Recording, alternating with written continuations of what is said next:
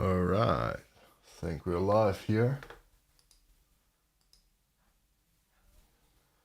What's up? How are you doing? Alright, they're still setting this up, so I just started slightly earlier just to make sure everything. I think we're live here. Works.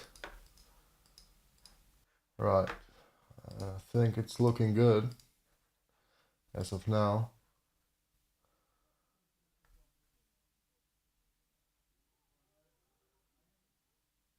Checking this out right now.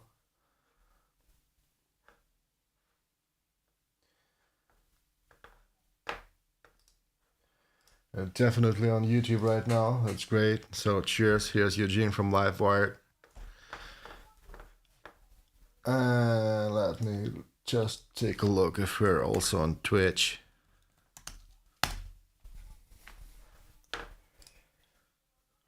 Let me play some music.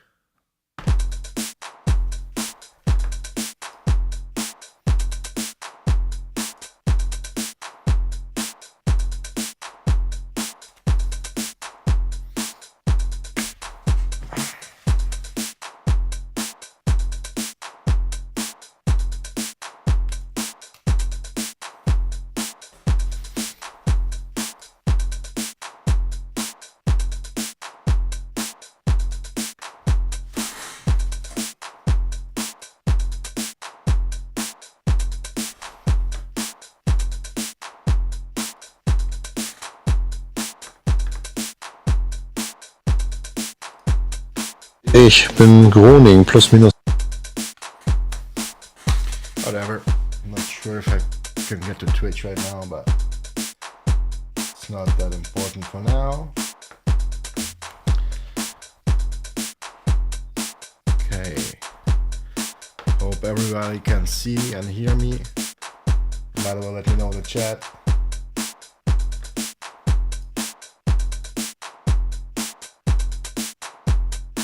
But we should be fine.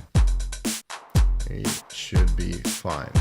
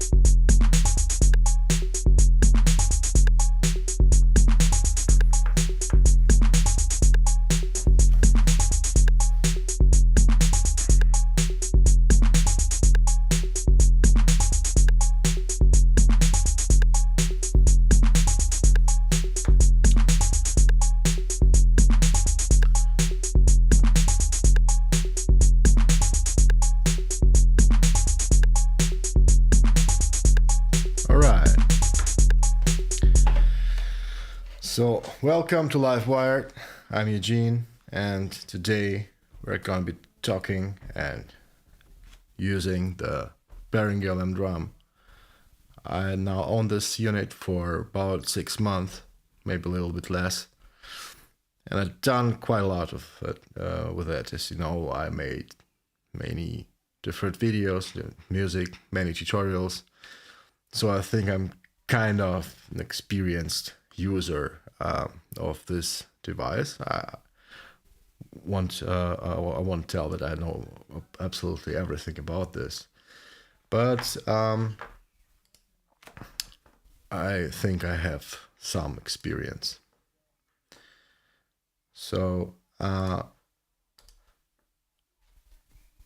think this stream will have a few parts. with the first part where I'll be just talking about my experience with this unit, the pros and cons, and what who is the user for this machine. Is it something for you or not?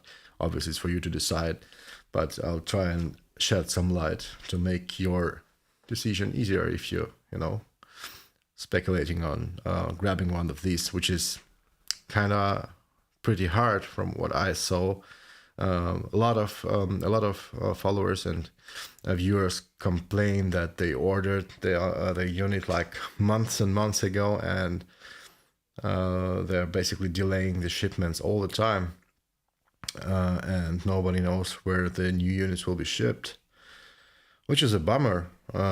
I mean, they announced it back in December, and I think I also ordered it in December, and then they said, yeah, it will like take 2 or 3 months to deliver.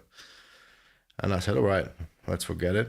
But then it basically came in, I think, in the early January, like really, really early in the January, and I was surprised. So they started producing content with it because many people were interested in it, but basically almost no one seemed to have one besides like some influencers or whatever. And yes, and then you don't have any of them shipping, like, or maybe if you know something, you can share a link where people can buy this, because I got this questions a lot. And basically all of my videos, somebody's complaining that they would like to buy one unit, or they ordered a unit but still didn't receive it and still do not know when they will be delivered. Yeah, this is crazy. I hope Behringer will get it together and deliver the good stuff. All right, so let's talk about this unit. So if you're completely new to this machine, then what it basically is, it is a drum machine and a sampler. So one might think this is something like a LM Drum clone, the legendary LM Drum LM2 machine from the 80s, created by Roger Lynn, that has been used on so many hits in the 80s. Tears for Fears, or I think Phil Collins or whatnot. Really a lot of them using this stuff. And a lot of songs have been produced with the LM Drum. And it looks similar.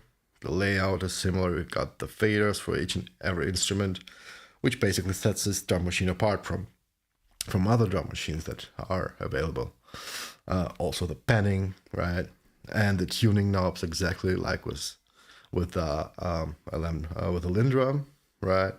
But then it has a filter section, and also this wave designer, as they call it, which is a Behringer development, also used on their other drum machine clones like the TD8 and TD9.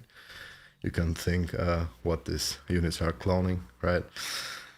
But other than that, it gets different. Yes, it has patterns, and yes, it has the same VCA, I think, chips for each instrument.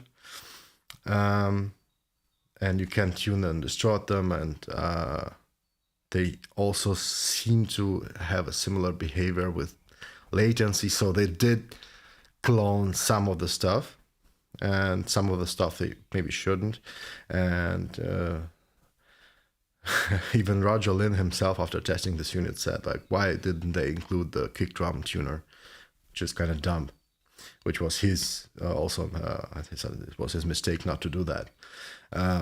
But they added this in the software, and this is what sets the unit apart, of course. Is much more powerful software than the 80s unit.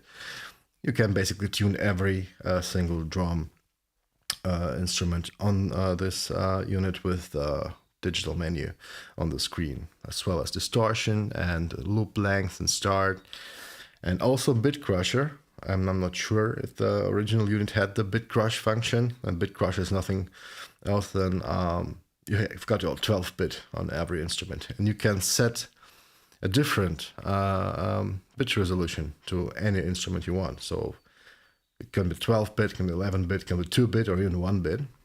Maybe I'll demonstrate this to you if you don't know what I'm talking about. Let's switch to the pads menu then. By the way, this is a sound that is not stored in the default factory kits. They are from 1 to I think 7 or 8.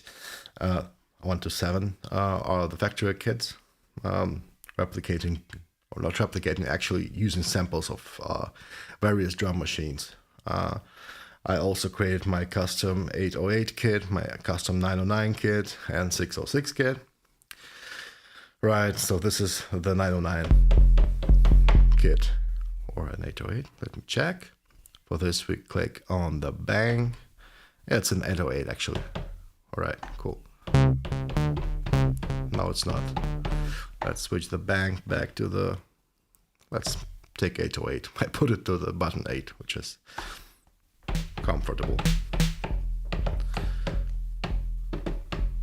Okay, so this is a bass drum. Right, and now let me demonstrate you how to use a bit crusher. So here, you can see this, but on this display it says 12-bit. And I go to the menu, and okay, I'm already in the bit crusher, but here you go. You can use this data control and obviously call it to scroll between different settings. And there's a bit crusher. Oops, went to the metronome. Sorry, bit crusher. And there you got the bass with 11-bit right now. And I'll play and I'll reduce the bit. So here's 12, 11, 10. Some distortion gets introduced. 9. I've got some aliasing. 8-bit gets more pronounced. 7-bit, now it's really very obvious. 6-bit. This is fun, isn't it?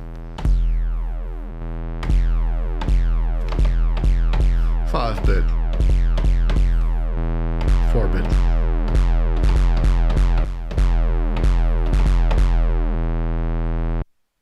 3.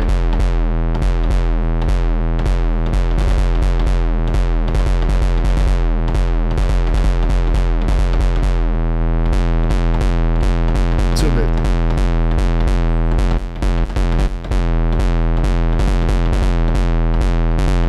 1-bit. And back to 12-bit. So, a little difference, right, isn't it? Or maybe let's play with the snare a little bit. And also go to menu and then switch to the bit crush menu, go to the snare and reduce the bits. This is now 8-bit.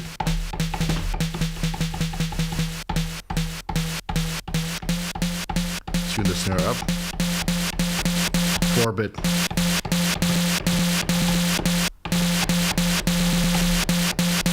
3. Cool. Back to 12-bit. And there you also got the distortion, which is also, by the way, used I think in the inside of the chip, or what do I call it. It's without a distortion, or clean. Let's go to full-on distorted sound. You can adjust the length.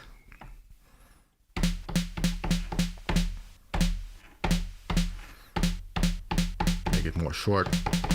Obviously can tune this. And I think by tuning down it also reduces the bit resolution somehow.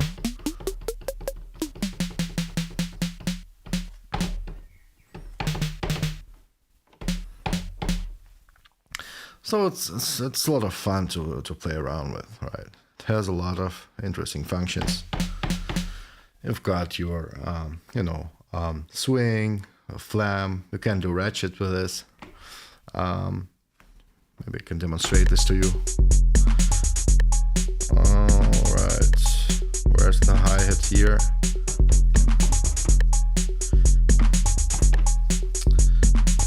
First, the layout is not something you would expect from your classic Akai or Native Instruments machine. You know, it has really dedicated buttons, but like 2 bass here and then 3 snares for different velocity, and a side stick, and then you've got your toms and your ride, and then the hi-hat with, you know, quieter hi-hat, louder quiet hi-hat, and open hi-hat. And then there's this percussion button that makes you have control on different sounds like claps and cowbells and congas and tambourines and cabasa and whatnot. So it's okay to play with it. The pads feel alright, and this is also one of the questions I asked a lot. How's the quality of this unit? Because, you know, it's a Behringer, and Behringer wasn't very famous for extremely great quality of products. Hence the price, of course. And what I can say, I used it a lot for like last almost 6 months, right? And everything is still working. I've got no defects. The pads feel good. Have some good resistance. They're a little bit on the smaller side if you compare them, to the obvious rivals. But I cannot complain. So all the thing is, it's all completely plastic, no metal here, right? But it doesn't feel that cheap. I mean, it feels okay, and I think it looks good actually. Let me hold it on the camera.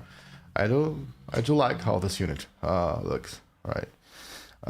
So if you have some suspicions on the build quality, up until now everything is working on my unit, all is good.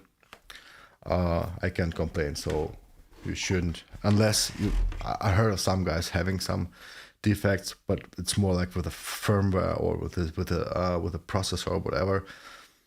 But other than that, you can obviously send it back so they repair it or send a new unit if they can deliver it, of course. But mine was good from the very beginning. I didn't have any issues. There were some bugs in the beginning with the software and also with the unit, but they released like 3 or 4 updates until now. And since then they added some features as well. Now fixed some minor or also major bugs that they had. So they're still working on the product, which is a good thing. Let's just see for how long, and hopefully they will be able to deliver them, to ship them actually.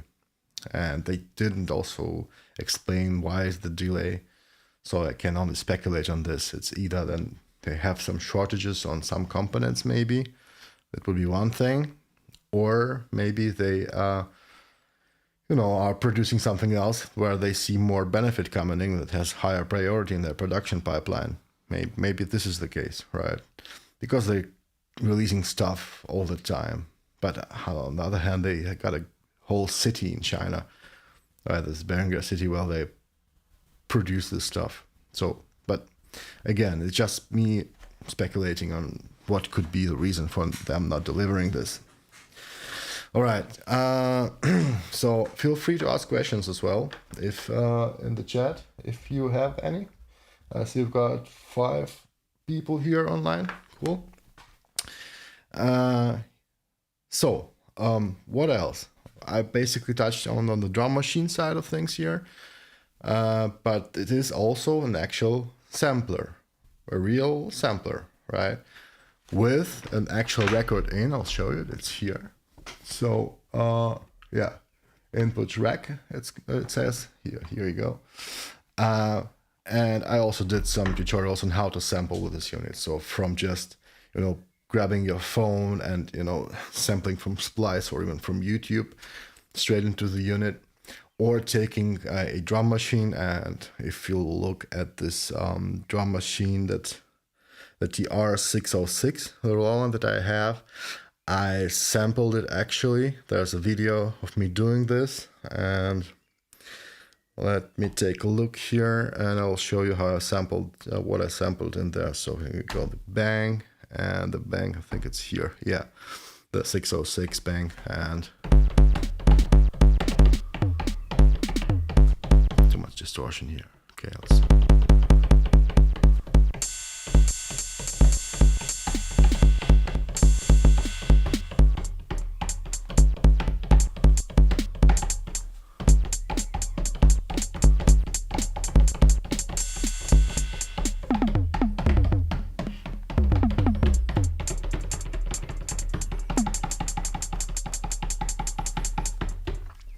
Right, so this is actually the stuff I sampled from an actual Roland TR-606. You can do that.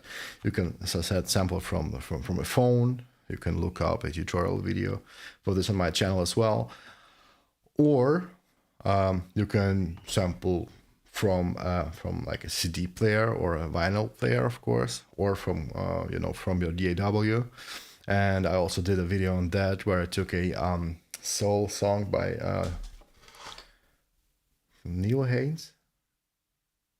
I'm not sure, not Neil. Hayes is the name. Walk On By. I sampled this one with the melodies, with the vocals. You can do all of this, so it's kind of limited over the time. I think I got like 12 minutes or something, or 11 and a half minutes of sampling time. But it's enough to sample a few tracks, and then you can still back this up to your drive and load it up when you need it. I mean, an SD card would be nice, to be honest, here, so you don't have to do that, right? You've got these things on the MPC, for example. But on the other hand, the unit costs like around 400 quid, right? It's euro or dollars or whatever, and for this it brings a lot to the game, but also like not everything. So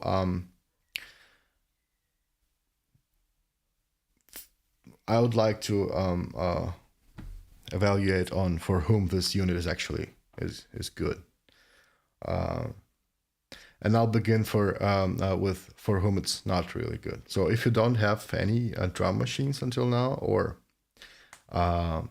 groove boxes, right? If you don't have like Akai MPC or Native Instruments or the Digi Drum from Electron or whatever, this is probably not a good beginning for you, because this is really more of, yes, this is a sampler, but you don't have any instruments in there. Like, you can sample some bass lines or keys and even play them. There's a keyboard mode here. If you hit tab and pad, you've got a keyboard mode, and you can play around with it, right? But there aren't like no real instruments in there, like with your regular modern drum machines. So if you're just starting off and want to make cool beats, like with the bass, with the keyboards, maybe recording some vocals, it's definitely not for you. It won't work with you. But if you're more into like DAW-less sessions, where you connect some additional synthesizers and they get a lot of performance, so you want to have a touchy feel with your faders, have control on the band and tunings in real life, and you want to just perform live sets, this is great for this. Yeah, if you can, program your patterns first, arrange them the way you want, right? Think about how you will lay out your performance, then it is really great. So if you're more into like live performance or just jamming, this is really absolutely great. You've got all the basics. You've got your distortions, you've got your pannings, your volumes for every single channel again. You've got your filter and a wave designer. It's a lot. It's not like everything, yeah, right? But it is a lot. So you can do really, really cool performances with this. You can also use it very well if you're into modular stuff. because it has a lot of, well, first single outputs for each channel, which is really cool, and which we'll be going on with later, with me playing around with different guitar pedals and going from them into guitar pedals and then into my AEW. We got the trigger outs and also sync outs, so you can actually also control some external synths with it. I also got a video on this covered where there's one tutorial where I control the Behringer TD3MO synth with it, just launching the patterns from this unit in sync with LM Drum. And also I did a small jam with two synthesizers where I daisy chained the sync out from this unit into the Arturia Mini Freak and the Behringer TD3MO, and just did a jam. There's also a video on the channel. Feel free to take a look at this as well. It is a lot of fun. And so for me, for my personal use, this is the cool thing for songwriting ideas, really. So first, the beats that are pre-delivered in the factory are kind of really cool. I like them, and I used them for a lot of my song ideas. And also this switching between really different patterns in genre was great. So there was just some sequences that I wouldn't possibly come up with by myself, but then they got just 16 patterns, and you just switch between them to accent or something, or to just to change the rhythm, and it worked out pretty nice. I've got some videos on this also. Take a look at them if you're interested in this. So for the songwriting and for live performance, this unit is really a killer, right? And one thing that is also extremely cool with this is that it has kind of its own sound. So even if you load your samples, right, or 808 samples, 909, 7, whatever samples you're loading on this, it has some sound of its own. Maybe it's because of reduction to 12 bits or to the converters or to whatever is in this thing. It does have a character, so I wouldn't really say it is a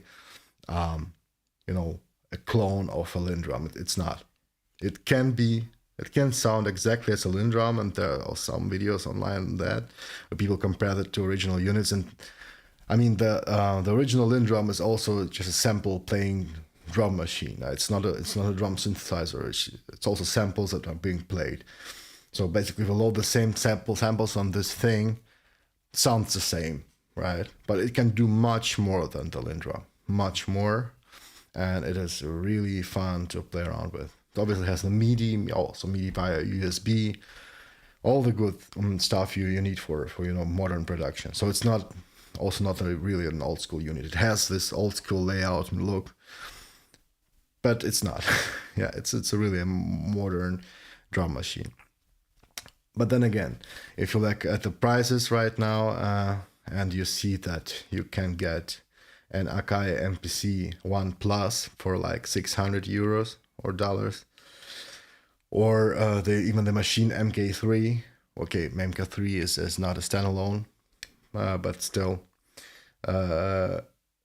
also around $600, and they can do much more. And I would never sell my Akai MPC or trade it for anything else. I also have the Machine MK3 and Machine Jam as well. And I've got also a Roland Verslab MV1, which is also a cool unit. But like, if there should be one drum machine or one groove box to go with, this is my Akai MPC, like hands down. But then again, this thing can do some stuff that the Akai MPC cannot, basically because of this multiple outputs and actual physical mixer, right? So this is something that Akai MPC doesn't have, or the machine for that matter. So it has some advantages as well, right?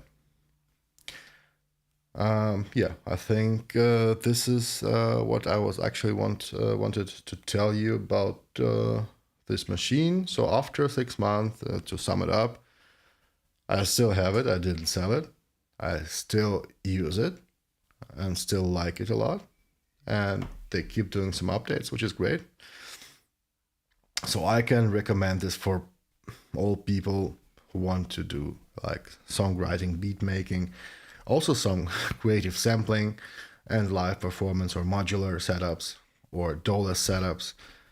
Absolutely go for it if you can find one. If you're just starting out and you don't have a drum machine or a groove box, maybe think twice. Maybe take a look at the used Akai MPC or the Electron Digitact or something else. This is, I mean, it is really easy to start to use this unit as a beginner as well, right?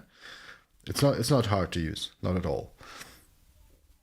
But I'm not sure that you will get this much for your money if you're just starting out. But then again, it's up to you. This is just my recommendation. I love this unit a lot, just as I said, and nothing wrong about this. Great one. Yeah, so over these months, I did some streams and also some different videos and tutorials on this stuff. And I was like always trying to push it, over its limits, right? So until now, my two major advanced achievements were to use it as a masterpiece, like a sequencer for analog or digital synth, or actual hardware synth. So to control them with this unit and play around with it, do some DOLS jams. And the second one was, of course, to like sample an actual audio track with melodies, with all this good stuff. I'm not sure that I can find it right now, but just dig it up in my channel. So today, I just want to try and make more use of this multi-instrument output, and just basically connect it to different pedals and see what we can do with this. So as of now, let me talk about the setup first. As of now, I just use here stereo output, left and right, which is going to my RME UCX2 first and second channel. All right, but first there is a question. Wow, Tactical MIDI says cool.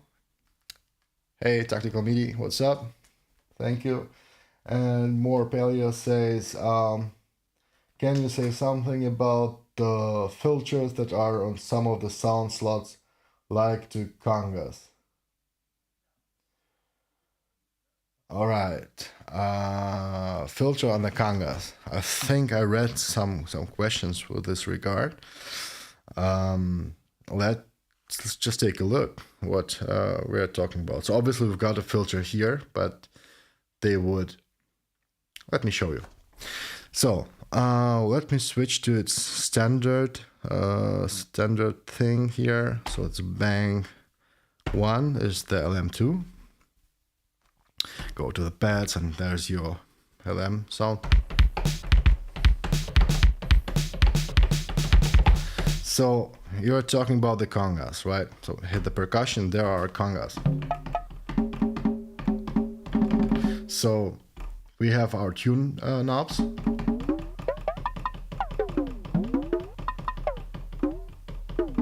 Okay, and then the low one. Basically it's one sample, but in different tunings.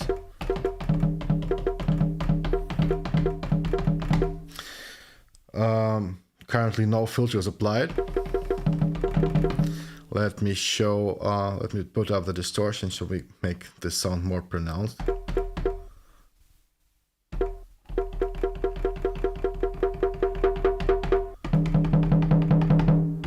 Okay, now I'm distorting this, but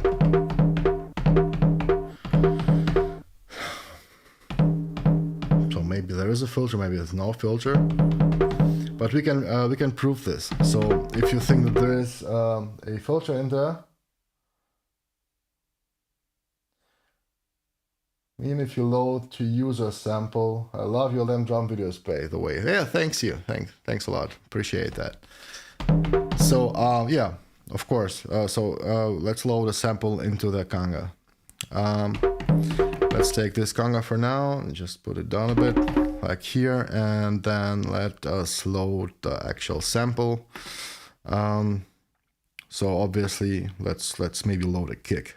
All right, let's load a kick so that we see if there's like some kind of high pass, low pass. Not really, isn't it? Here's the bass. So now it's almost not tuned at all. There is a difference in sound, however. Maybe there is something to it, but let me check if there are any settings that might impact. So this is my bass drum.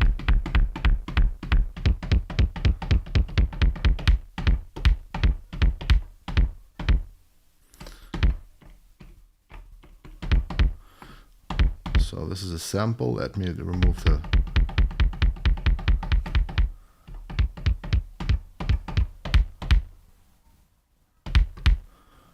let me remove the tuning in here.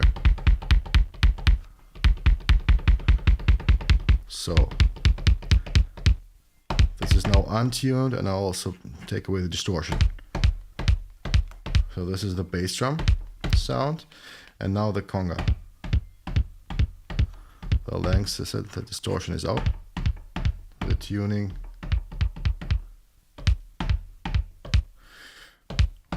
I mean, there is definitely a difference there, right? Okay, I also have to put the fader, of course, up.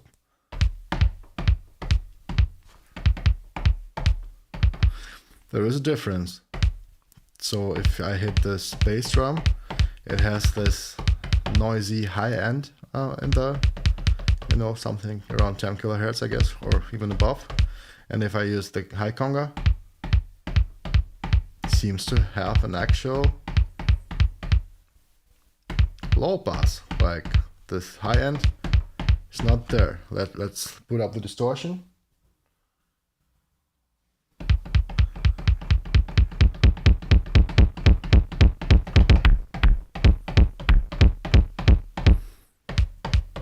Put up the distortion on the kick drum. Yeah, now with distortions it becomes even more obvious.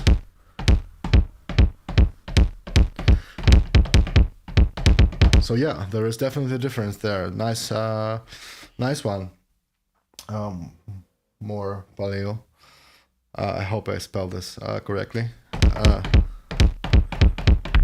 It really behaves differently. Now, maybe let's. So let me unload the congas for now. I wanna get back to the actual conga samples. All right. Okay. And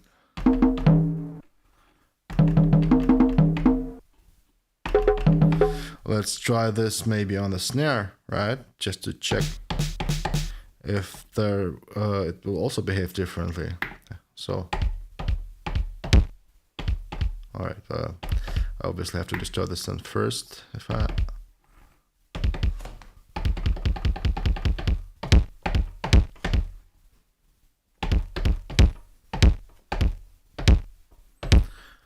seems to be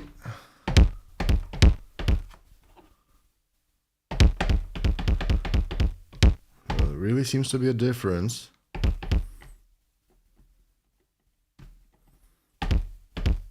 So this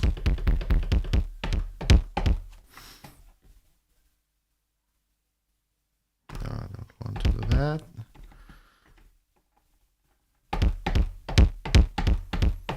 Yeah, so you see they do sound different. So I wasn't aware of this, but especially this bass 2 is way different. Okay, I have again to put up the snare, excuse me.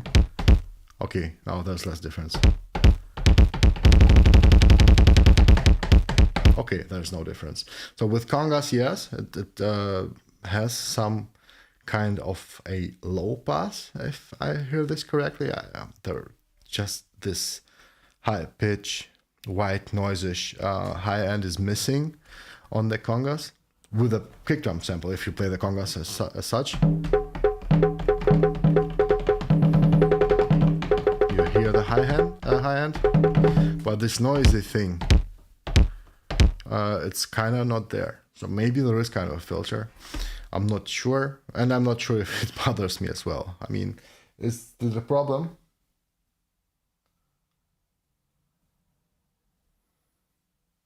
Yeah, I think you're right.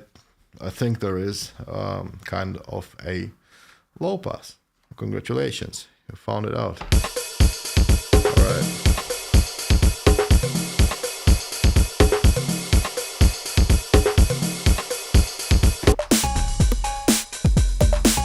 This is my 909 sample kit. Alright. I'll do it slightly quieter for now.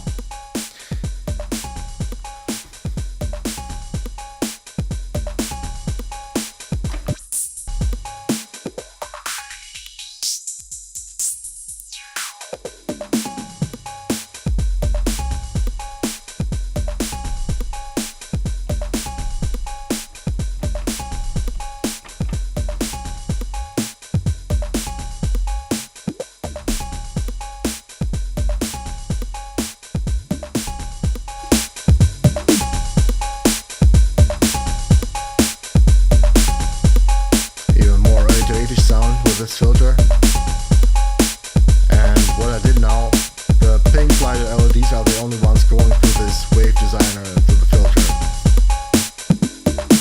and the rest is not affected by this. Right, so let me look if there's any other questions. So Tactical Media is asking, does it have a compression per instrument? No, it doesn't. It doesn't have a compression per instrument, but as I just said, you can decide with this voice select, when you hit the send on the page designer, you can decide which instruments go through the this wave designer, which is kind of a compressor, and the filter. You can of course disable the filter and then just use the compressor. Let me display this to you. I'll activate every single drum and let's play. Alright, now the compressor is out of this wave designer. When I put this to the minimum on the attack, basically slows down. So it's more of a transient designer, maybe even, you know, so it has a softer transient, and the more I push it clockwise, the more attack and the more punch I get, right? But then when I want, say, I don't want to have it on the snare, I just want to have it on the kick, and maybe on the, you know, on the hi-hats or something, right? And then with the sustain, I can shorten this, like more, make it more jumpy, right? And then yeah, go and increase the sustain and got this more fatter and, you know, beefier sound. Let's put a snare also on the compressor.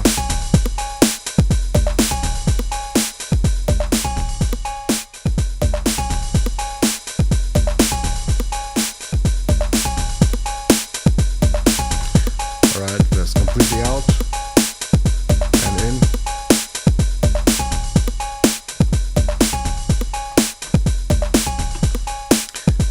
I hope this answers this your question, Tactical MIDI.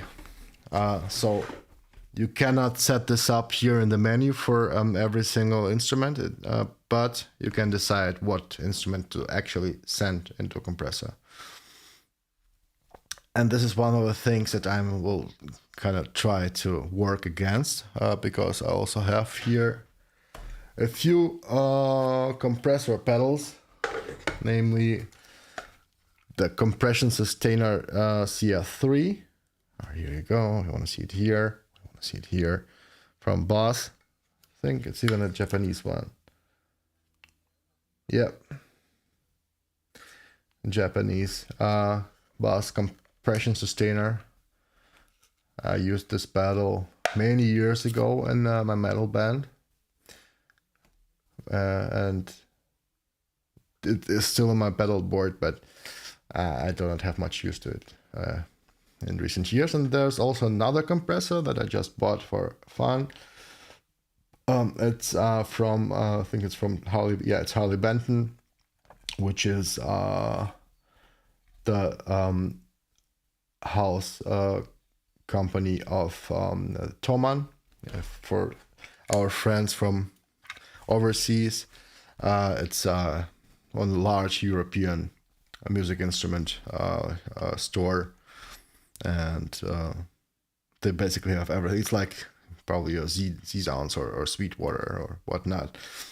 It's a huge one, and it's located here in Germany, in Bavaria.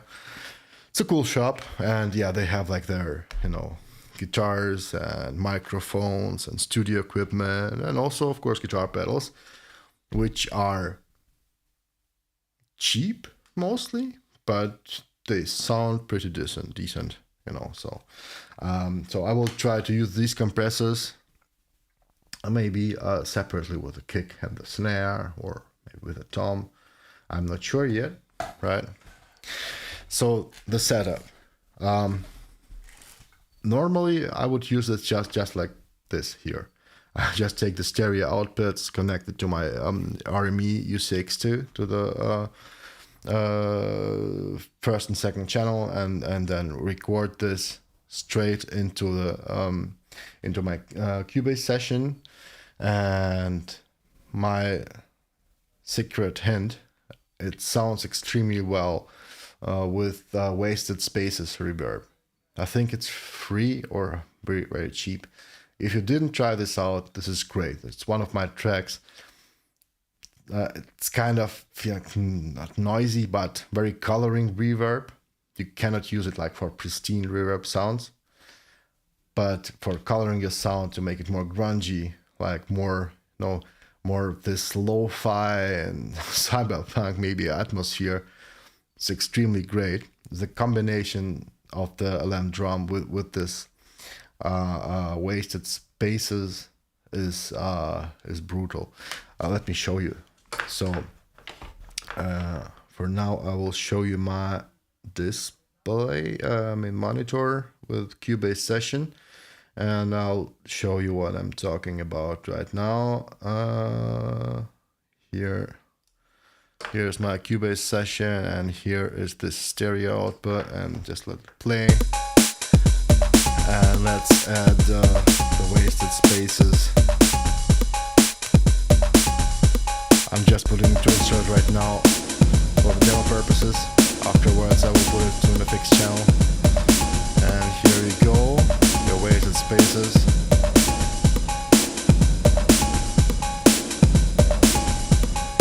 Let's do it less.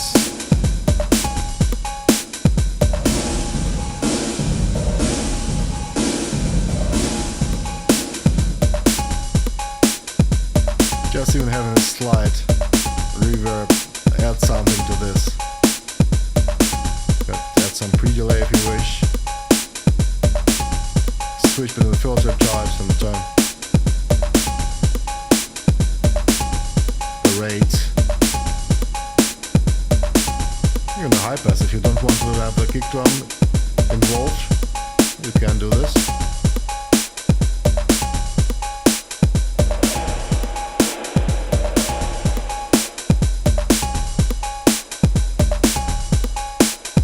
So yeah, I'm not sure if this unit is free or not. If it's free, still free, I think I didn't buy it, then great, then go for it. And even if it's cost some money, I think it's not expensive, but it's definitely worth it. I mean, you just heard this. It seems almost like if it was done for this unit here. They sound so great together. At least for the stuff that I'm doing. And of course your mileage might vary. Alright, so any other questions? No questions until now. Alright, So, and this is my regular setup, as I said. I'm just going to the stereo input, and then I have like a send channel with some effects, mainly with wasted spaces or anything else. And then I like load some synthes and just go ahead. I hit play here. I sync it via USB. I sync it to the DAW. You can do this in Cubase or in any other W for that matter. You can sync this. So the master is in Cubase. You just have to set this to sync from USB. And so it takes the BPM and basically it starts to play along with the DAW as soon as you hit play. And you, of course, can also make a MIDI track and send the MIDI drums into the LM drum, so you don't have to use the actual patterns on this. Yeah, so you just can use it as a, extender, or what they call it, when you have your keyboard where you just connect the MIDI keyboard to and then go ahead. You can do that. Or you can use the the onboard patterns and record the MIDI from this device to your Cubase and whatnot. So it's very flexible, and you can actually, and this is another cool thing, you can actually very well integrate it into a DAW. And for that matter, I think even better than an Akai MPC or machine, because with machine, there are videos online how to do that. It's a pain in the arse to like really integrate the machine into Cubase. This one, it's easier to do that. So yeah, and that's basically how I use it. Throw on some synthes, hardware, software, doesn't matter. Some effects and just play something. And so my keyboard is actually on. No, let me turn it on. Just play around and have fun and make a track, or maybe just a beat, or just an idea. The thing is, it's fun to use, just fun to use, and it sounds great. But of course you can go further. So of course, if you just have a interface with 2 channels, right, then you cannot do much. You have to either to record your drum track like just a stereo output, right, and then mix that, which of course reduces your flexibility on the mix. But you can also bypass this. So if you're always playing the same stuff, right, you can just put all your faders down, right, like this, and you have only bass and snare, and then you can just bend the bass to the left and snare to the right, and then you can record this track completely. Now, then hit stop, and when it's over, go back to the beginning of the song, and then you mute your bass and snare. And by the way, you can also mute this over a mute button. You don't have to readjust your faders. You can also mute the bass and the snare, right? And then you can also turn them left and right, record this thing, and then go ahead and record the whole thing. So you still have your multi-track recording. You can of course go one instrument by one, but just to save some time, you can do it 2 at a time. So this will be possible even if you have an interface with 2 input channels. With 4 input channels, becomes more interesting, right? You can also use some, or either you take the 4 outputs of the single instruments, or you can still run the stereo out to your inputs and then just use the bass drum and the snare outputs, right? And record them separately and then mix them to that, right? Or of course you can record with 4 tracks. And the setup I'm using today is a bit more advanced. I'm using not just the RMU CX2 with its, I'm not sure, 8 inputs. Yeah, it has 4 inputs at the front and 4 more inputs at the back. So a total of 8 analog inputs, and it also has a ADAT. And over ADAT I connected my 8 channel preamp from Focusrite. I think it's Octopre MK2. Yeah, it has another 8 preamps for our metal line ins, and of course you also got a patch bay in the front, so I can easily access all of the inputs. And of course with this I could record every single instrument separately in one session, yeah, and maybe even add the stereo output, right? Another cool idea, I'm not sure if I will do this or is it necessary, you also have got your phone's output, like a stereo phone's output. And if you wanted it, for example, if you have an outboard hardware compressor, right, or a multi-effects stereo that has a compressor, you can of course route this to a compressor, compress the hell out of it. I mean, like nuke setting on the LM76, if you know what I'm talking about, like just smashing the drum, like crushing it, and then mix it to the original sound, so you have the parallel compression. Why not?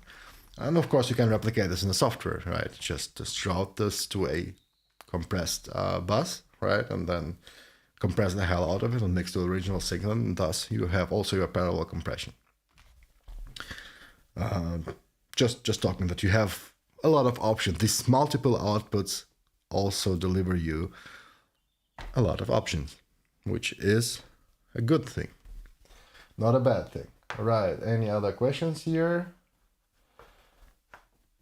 Okay, for now I don't hear anything, but thanks for reaching out, guys. Okay, so let me go on and try some stuff. So what I'm going to do now, I will use, so what you need in order to do the thing that I'm trying to do right now is a mini TRS cable, you know, your pitch cable. People who are doing modular stuff, they have them. And since I will be using some guitar pedals, I need an adapter, or you also need an adapter from mini TRS to guitar jack, right, and connect it to the one end. And yeah, so let's go ahead with the kick drum for now. Let me put the faders all the way up. So here I've got my bass drum output, and I connect this red cable to it. By the way, if you have any questions to the other outputs, just let me know. I'm taking a look every now and then at the comment section. So, and I could basically go ahead and just connect it straight to my interface, but the cable is now too short, and this is not what I'm planning to do. What I'm planning to do is to go in one of my pedals here, and I think I will try actually a bass preamp, right? This guy here. Here you go. This is the Dark Glass Electronics Microtube 6 Ultra. I use this one for my bass guitar in the black metal band where I play bass and sing. The band is called Melinoic, I actually cannot check it out because we still don't have any recordings finished, but we are working on that. But I guess if you're watching this channel, you're not really into black metal. But if you are, you can check this out in a few months. But yeah, so the cool thing and why I wanted to use this, it has an actual compression built in for the low end signal, and it has a separation between the low and the high end, so I can distort the high end portion of the signal. I can compress the low end portion of the signal, which is something you might want to consider if mixing a bass drum, right? And of course it also has an equalizer with 2 high and low shelf, and also 4 additional bands of EQ, and in high pass and the low pass additionally. I mean, yeah, this is a powerful thing. So I will connect this to my input, and I will need a lot of power today. So I already connected some of my power blocks here. I hope I will not create any electronic loops or something. So now I've got this one, and I will connect the guitar cable that I hopefully have here. I have a lot of them here.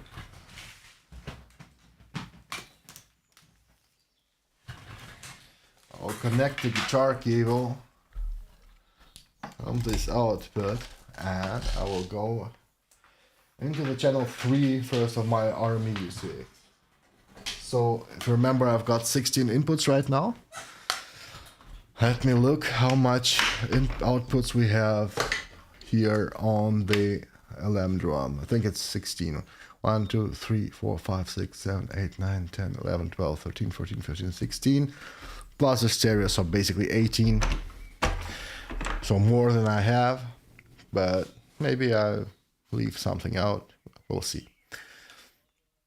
So, if you don't know, the single outputs are not affected by the filter or the wave designer or whatever. It just, I think the distortion and the tuner will be sent to the output, but the fader, the panning, of course the panning doesn't make any sense because it's a mono output, but fader or the filter is then not in the signal chain. So what you will get is just the sound of the sample and the bit crush function and all of this, but not the mixer and filter section, which is fine. So this is why I'm actually connecting these guys here.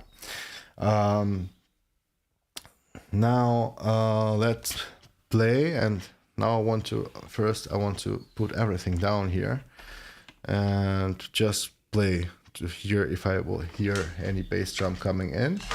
And of course we'll have to route this in Cubase as well. So I'll create a mono channel, and this is channel 3 on my RME interface, and I set it to mono, and let me call it kick. Right, so I added the kick drum track, and then let's play. All right, we have some sound. Hey, Tomorrow's Vision now, what's up? How are you doing, mate? Thanks for joining the stream. So, let's put on some distortion to make it sound evil. Alright. Now, let's play with a low level. Alright. And now let's distort the high end.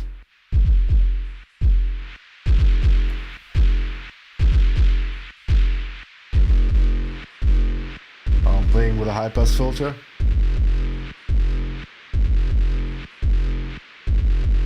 Let me neutralize the EQ for now. This is the low pass. I can adjust the punch. You know what?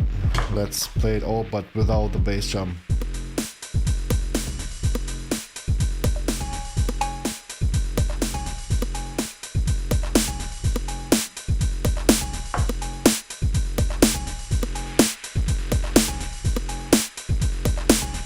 And the master output.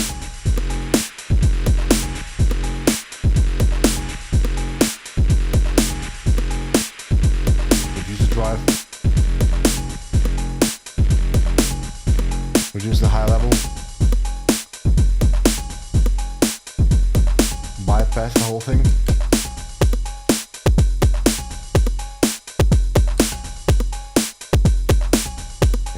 Insert.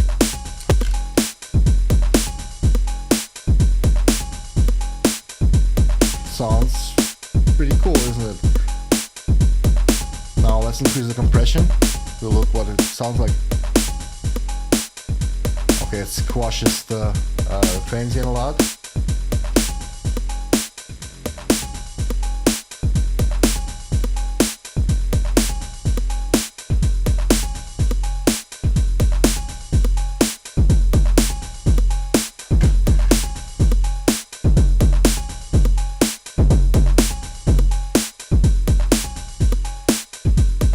Lower the compression, increase the compression.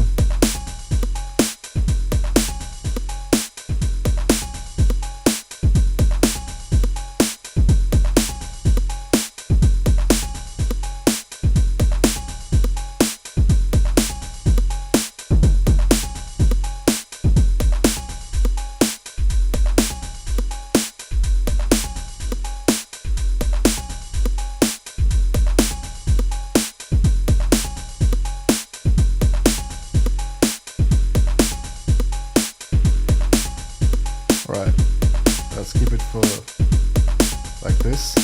Well, let's increase the bass. Way too much. Remove some of that 500 hertz. Remove the muddiness slightly. I want to add some click on the 3 kilohertz, like on the metal bass drum.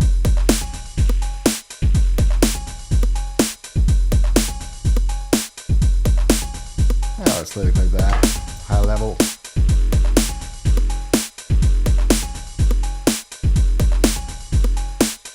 Alright, so we got the first thing running. But you know, I also could add something else to the kick drum to play around with. Maybe like an actual different compressor. But I'll leave it for now. So now we've got one effect running on the bass drum. Now let's go ahead and do something to the snare drum. Now, feel free to suggest something. Right now I'm thinking about either adding a fuzz pedal. This has like multiple, it has boost and 2 fuzz models. Or for that matter, have a simple old school fuzz, and I've also got a big muff style fuzz here as well.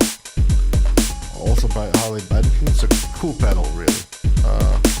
And by the way, if you're having a TD3 or a TD3MO, I find that the TD3MO synthesizer has distortion like overdrive, but it's weak. I think even that the one on the TD3 actually is better, but you can compensate for it with this pedal. This fuzz sounds awesome on the AC lines produced with a TD3MO, or actually with the TB303 as well. Oh man, the cable. Okay, so what are we going to do with the snare? Maybe the compressor first and then the distortion. What do you think? So Tactical MIDI says that the best thing is the multiple outputs. Let's say this is definitely a great thing. To say that it's the best thing, well, maybe not. But it's definitely a cool thing to have, and an important thing to have, right? So let me connect one cable of the snare to the snare output here, and the other end to the compressor pedal here. My god, it will be very messy here. I'll already say this. This will be a mess. But that's alright. Right. And down. Insert this to the output and then take another one of these power cables. Right. So kick. Oh, even more bass. I think I'm clipping the channel again. Can it be?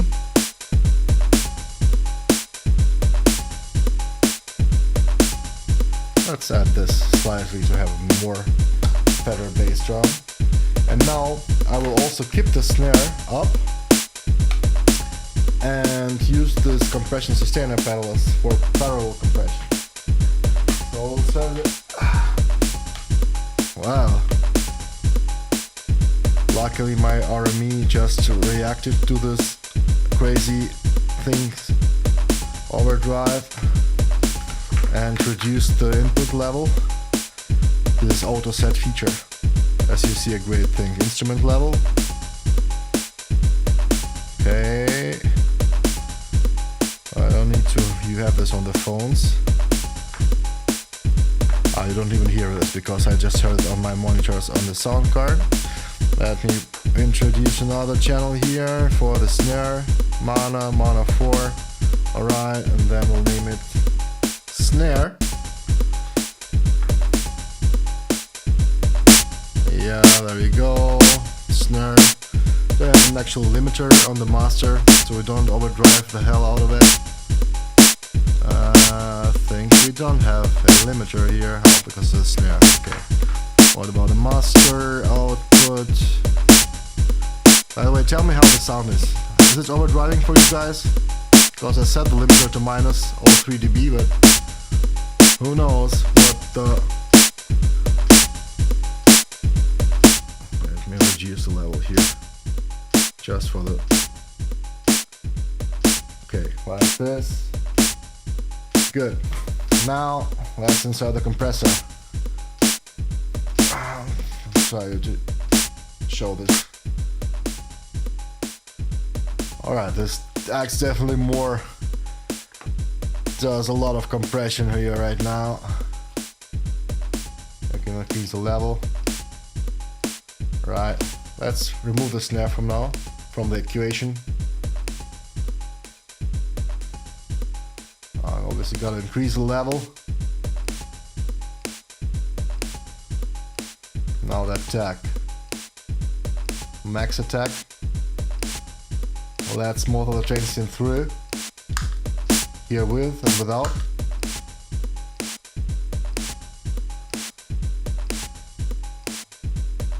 Let's increase the attack. Again without. If it's too fast, it squashes the hell out of the snare. And we can use this if you want to blend this with the original snare signal, right?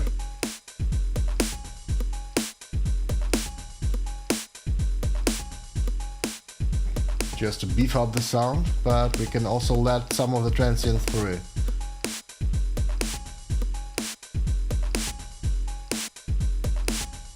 Okay, and play around with the sustain now. Let's reduce it completely.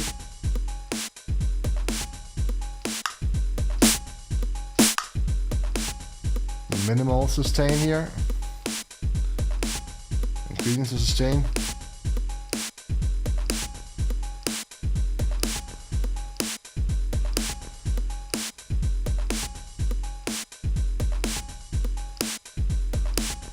Yeah, it's a minor difference. With the minimal sustain, it seems like to breathe slightly more.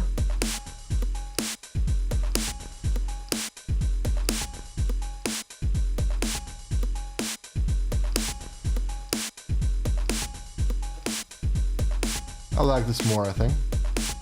Minimal sustain, maybe slightly more. Alright. And now let's play around with the tone, low or high.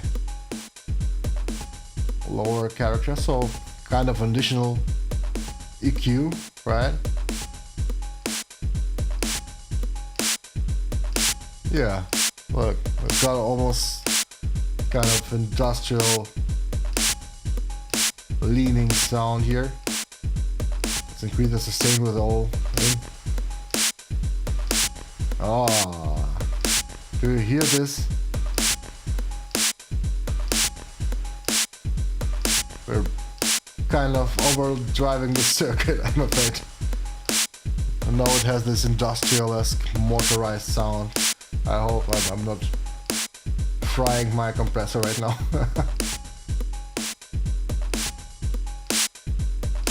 Tone to the max. Here's neutral position. And then it becomes brighter. Off.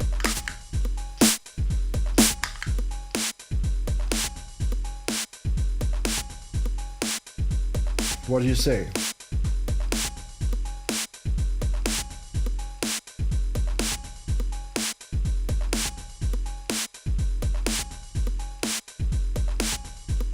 Tactical Media uses the AHX platform compressor.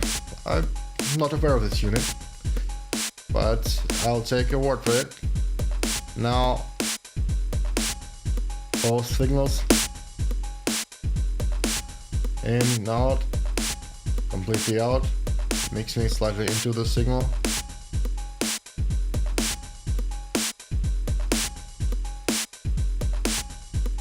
Out, in.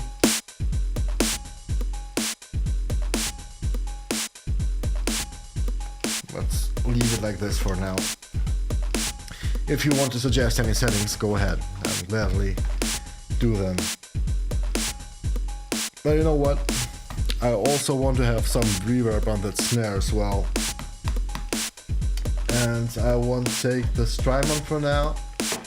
Let me take this small Sky Surfer reverb by I think it's DC Electronic. Yeah, it's definitely DC Electronic. Here you go, the Sky Surfer reverb, both cameras. And let's go ahead and also connect this one into our signal chain. Right. And we're going into the end of the reverb here. Excuse me. We got the out of the reverb. And then we connect our patch cable here from to the in and to the out on the other side. Hey, the Restream bot sells me cheap viewers. My viewers are expensive and great, so I don't need any cheap ones. That was a compliment, by the way. You're welcome. Alright, let's try, so now the mix is all the way to the 0. Let's add some reverb.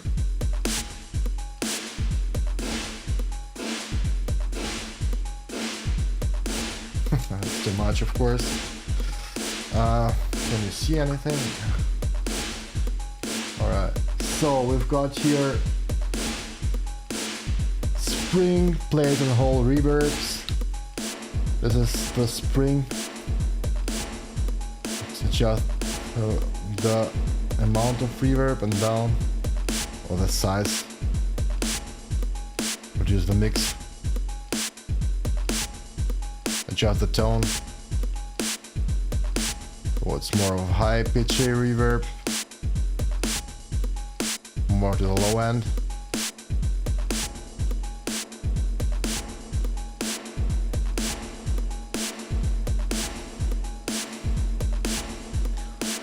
Switch to the plate.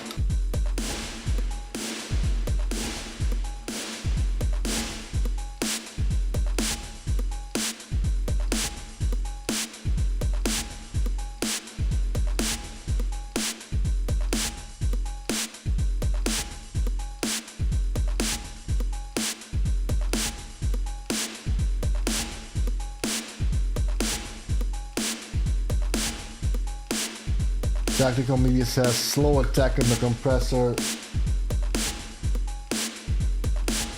shorts release. Well, the thing is that I have a slow attack here all the way, so we can punch through the transient, and it doesn't have an actual release on this pedal. It just has the sustain and the tone. Right, now the reverb.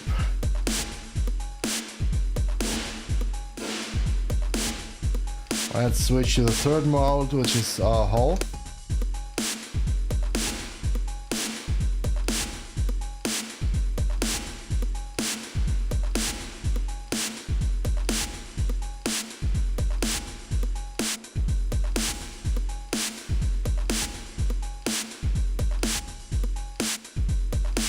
I think I'll go with a plate for now. Without? With?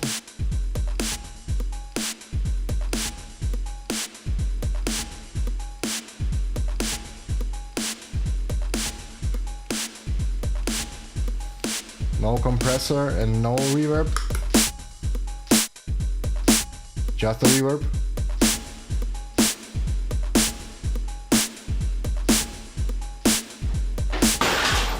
Oops! Something fell down. Now compressor in and the reverb is in.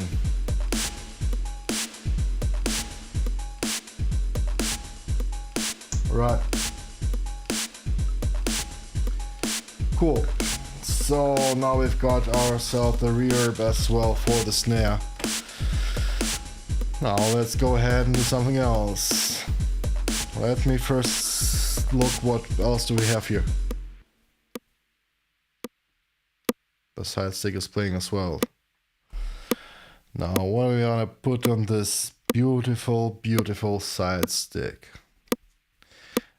First, I'm not sure that I really like the way it sounds. But that's okay. Because first we're gonna grab another cable, right? And connect that to the... Not sure if the side stick goes out to the snare. No, it's a separate output. Very well thought. Behringer. So first and foremost, where is that side stick? There it is. And I wanna distort it.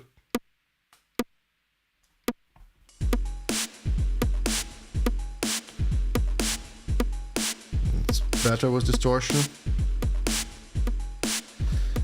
But I also want maybe to play around with the tuning.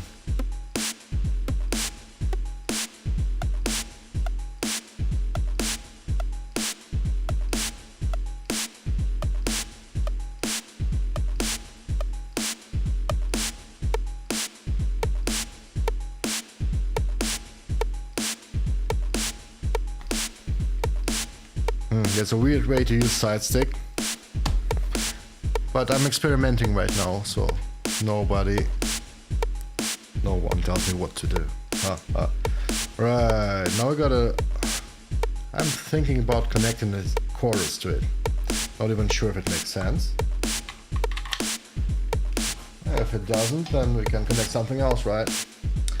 So now we're connecting the chorus here. I need to grab another cable. I want to drink something as well. Give me a sec.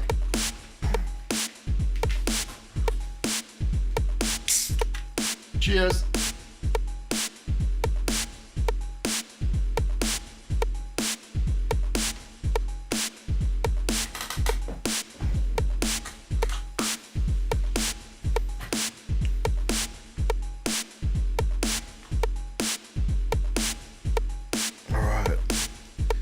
Now I have another cable here. I'm afraid I'll be using all my guitar cables tonight.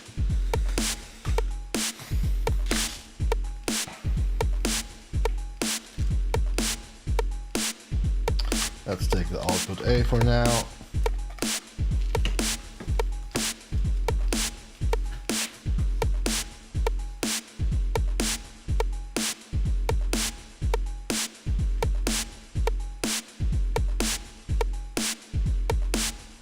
I need to find where the input is going on over here.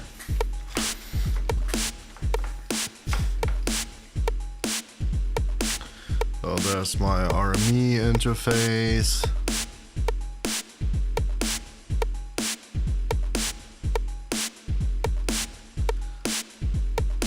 Oh, you obviously can't see this right now,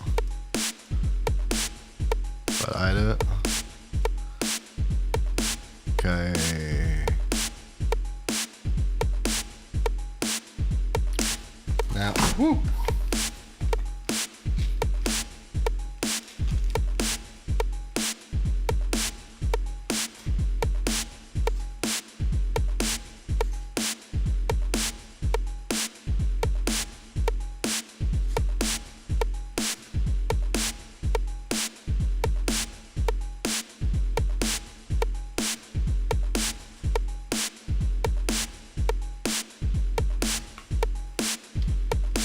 Strange. I can't hear anything. The electron analog drive, I'll drop a word, just let me find out how to tune this guy here.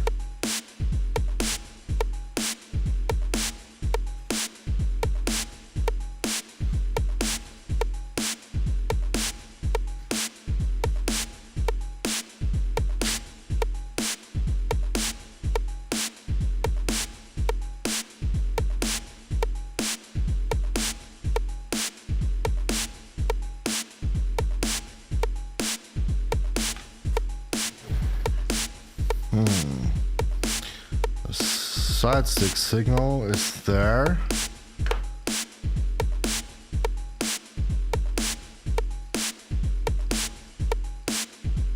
No, it's something else.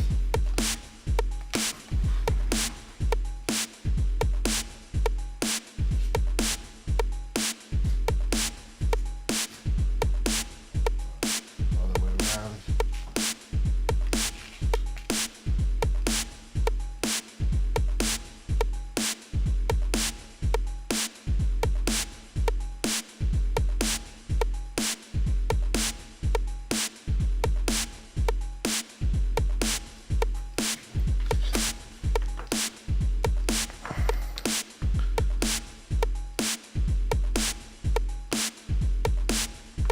Okay.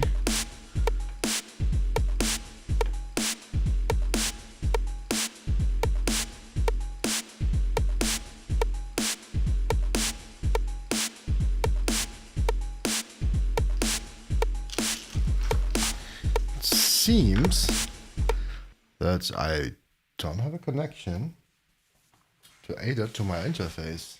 Let me take a look.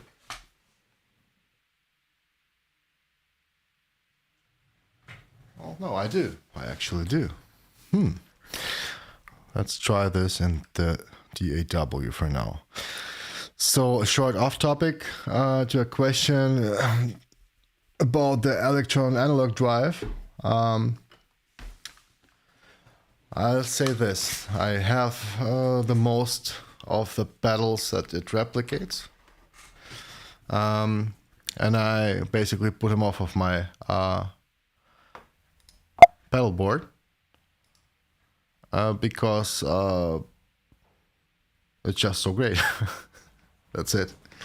So you have your tube screamer, you've got your metal zone kind of thing in there, you've got your distortions, different overdrives, even a clone, and I've got some clones here. I've got this GHS clone thing, not a clone they call it.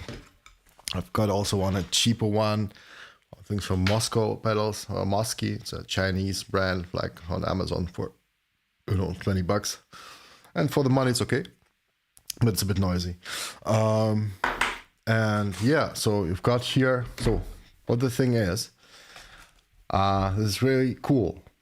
It's really analog drive, so it's not a multi-effects processor. It's actually having 8 dedicated circuits to it, right? So we've got really 8 physical pedals in the thing, but you can control all the parameters and save them. So the controls are digital, but the actual sound path is analog, and it's pretty spot on for my taste.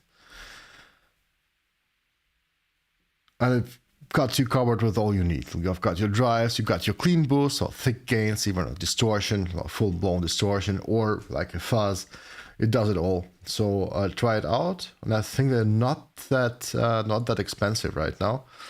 I'm not sure if they're producing them.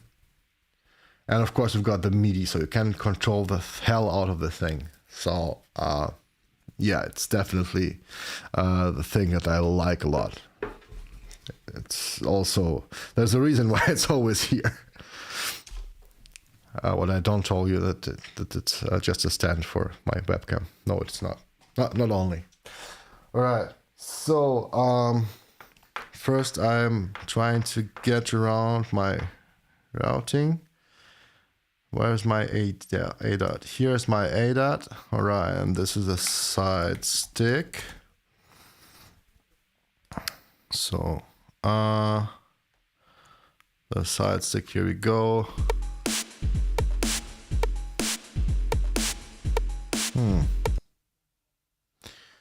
No signal for whatever reason in the side stick. Now let me check the gain settings. Oh yeah, oh, there is no gain settings because it's A dot. Okay.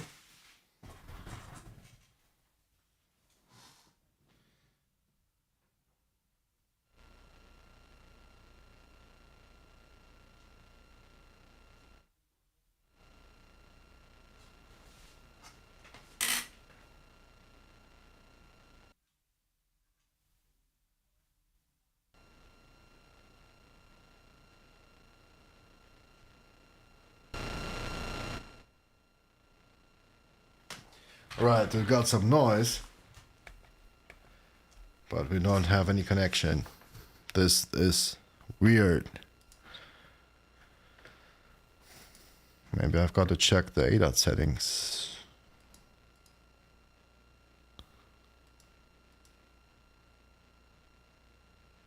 No, it's actually synced.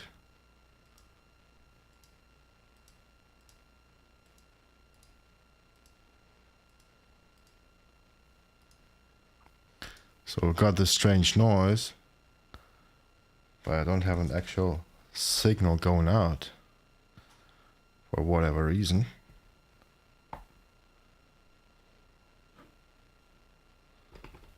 Okay.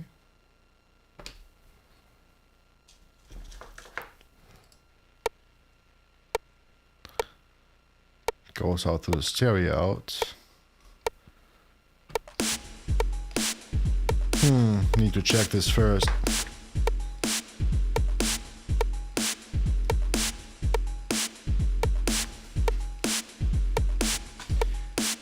Yeah, I mean, if you want to get the electron drive for your guitars or whatever, definitely go for it. It's great.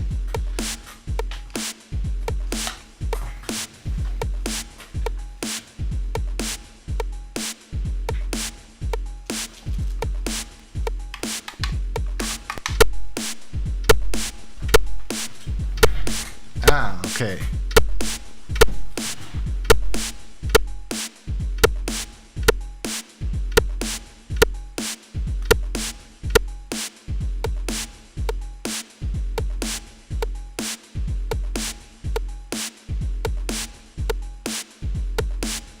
This is because I took out A because, and not the out B.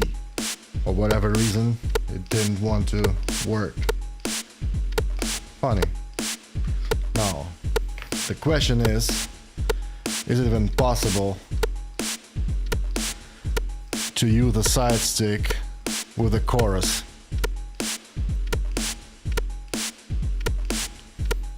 Let's find it out. Level.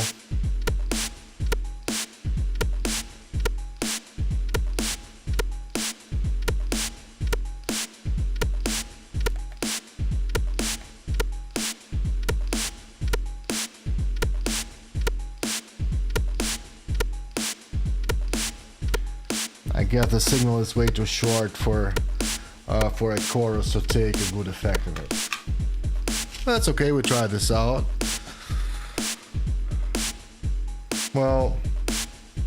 Why won't we take a fuzz then?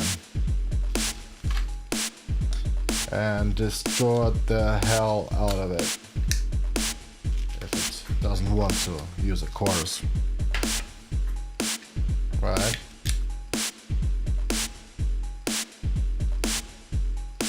What's going on over here?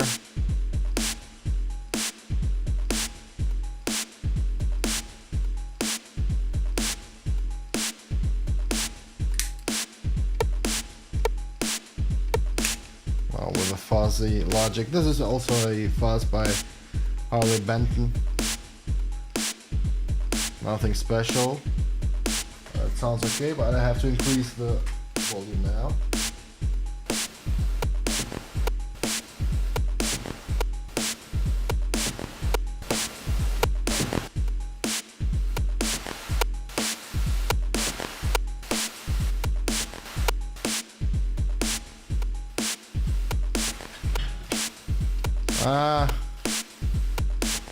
I think this fuzz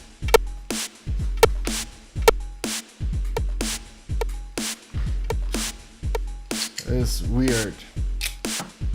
At least for the side stick out of the Behringer LM Drum, right? Let's try a different one. Let's try the big fur fuzz. Okay.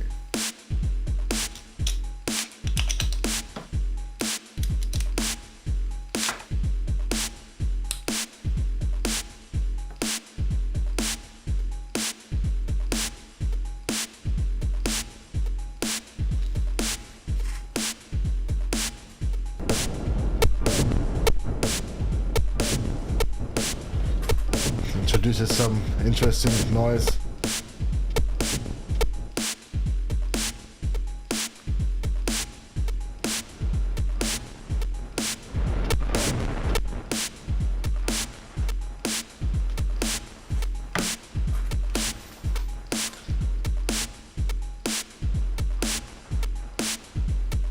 You know what? This introduces some weird noise. But what if I just leave it like that? Let's pretend that this is intended. If it bothers you, just tell me. And I'll take it out.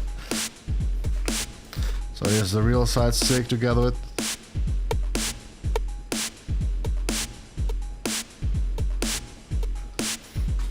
It adds some of lo-fi, grungy thing, but it's not very musical. However, I'll keep it in for now, just for the sake of the experiment. Alright, now the hi-hat. The hi-hat, I want to use...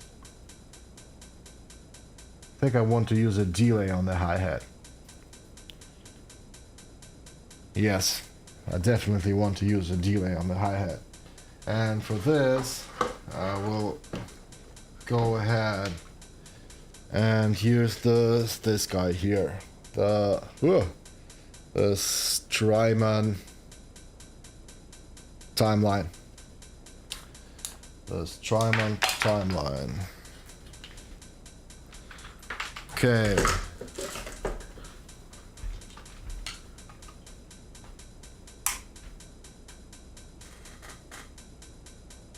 Does the sound come from the fuzz? Yeah. Okay, let's reduce it slightly. Alright, now we connect another cable. You guys got any other suggestions on what pedal should I take for what? Just let me know and I'll try this out. I'm just basically doing some random stuff, right? Just having fun with all the nice toys. Oh, it's made in the USA. Strymon are made in the USA. Thought they were a German company, but apparently they aren't. Right, left in. And this is like not a negative thing. Right, the delay here is booting up and I'm slowly running out of desktop space on this side of the desk. And what the hell? Alright, fuzz. No, this is a delay. We'll use it later. There's a different delay here. Okay. Another cable we need here.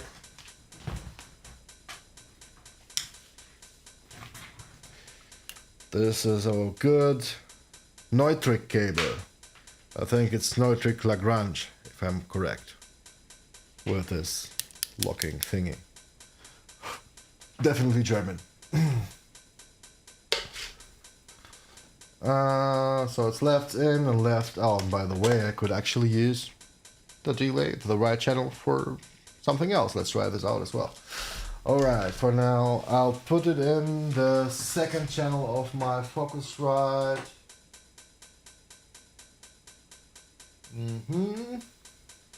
And then, and by the way, let me show you my Cubase a bit, so you just know what's going on over here. I've got them on monitors, and yeah, let's remove the solo here from here.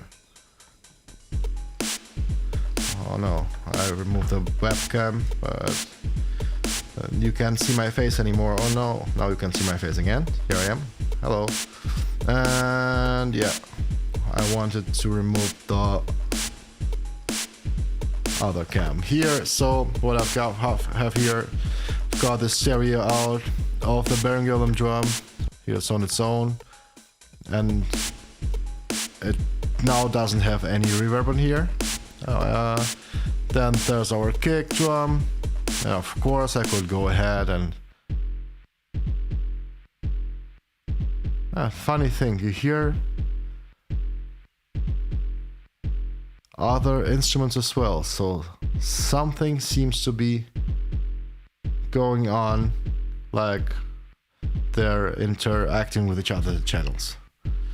Okay, now we got our snare, and there's also no plugins on here. We've got just our compressor and our reverb on there, and where the hell is the side stick coming from? It's probably going on in my headphones. Yeah, okay. The thing is, I have this RME, you see, you know, this RME total mix thingy, and it's all routed to my phone, so wherever the fader is all up, I hear this, but you don't.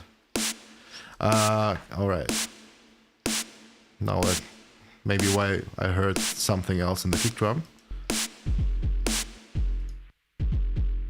Yeah, so no, there's no inter leakage between the things. It was just me. Okay, and there's the side stick in here. Oh, the weird stuff going on with the fuzz. But you know, I don't care. And now we'll add another mono input, and this should be A.2 for the hi-hat. Let's name it like that. Here we go. Yeah!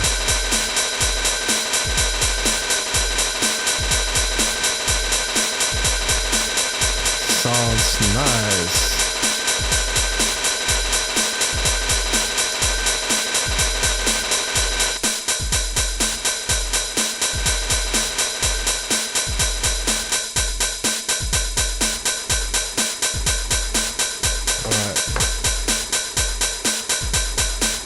This is slightly too loud. Let's reduce this up.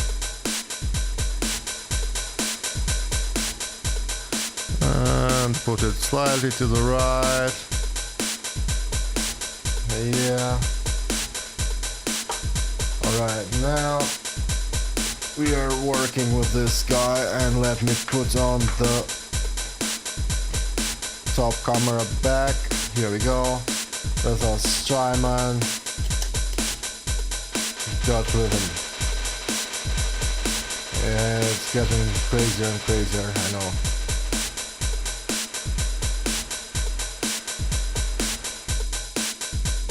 Let's change the hi-hat on its own, adding just delays to it. Let's add the eyes.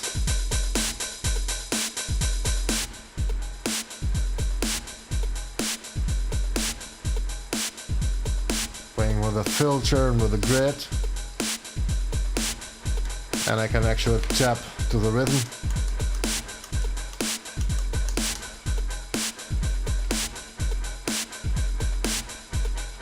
Filter. Doesn't do much here. So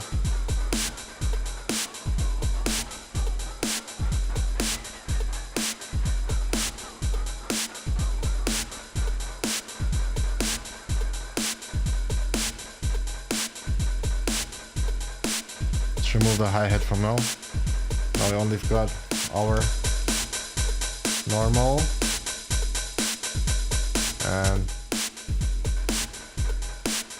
the speed and the depth.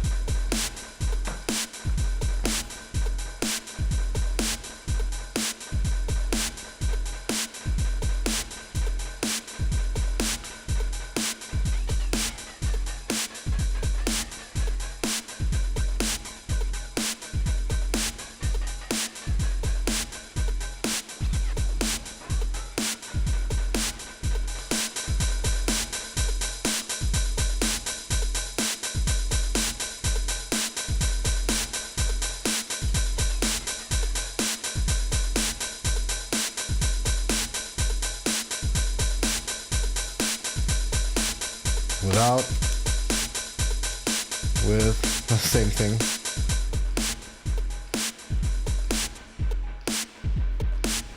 Okay, let's then insert the hi-hat.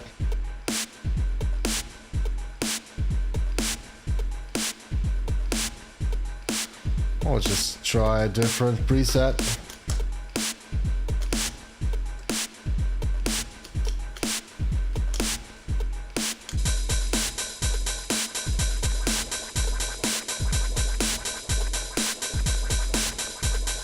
Oh, weird.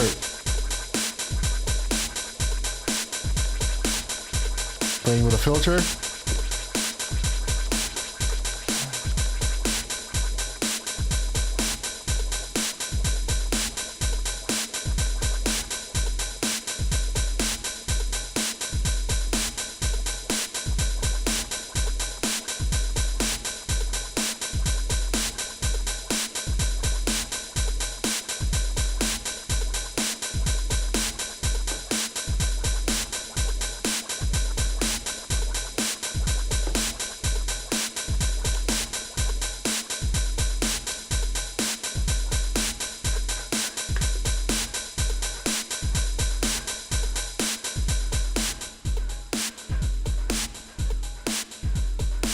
Oh, this is interesting.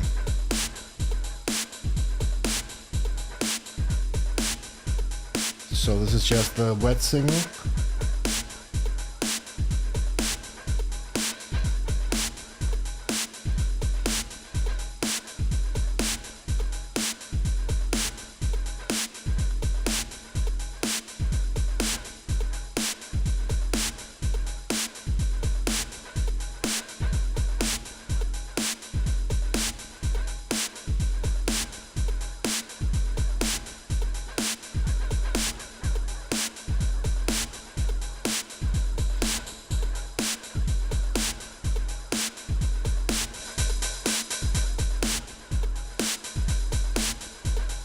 Alright. So I mean, using a delay like this for this slide effect is slightly decadent. But once again, I don't care. Okay, now let me switch the pattern actually to check if you have something with tom-toms.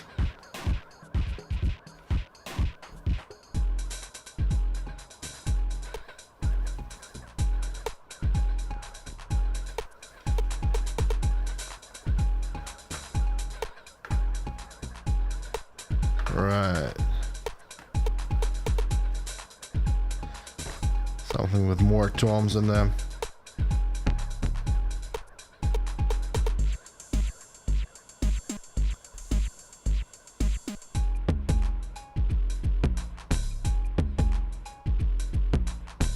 Alright, this definitely has toms in it.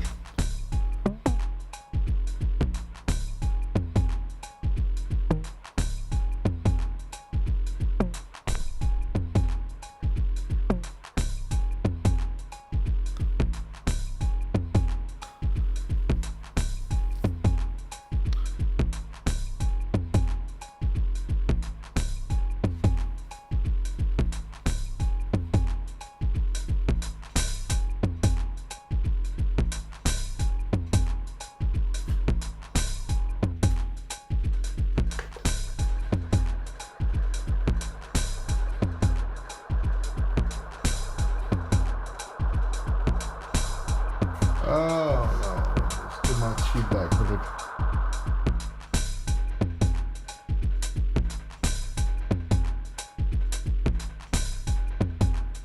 No, this sounds better with a delay on the hi-hat, doesn't it?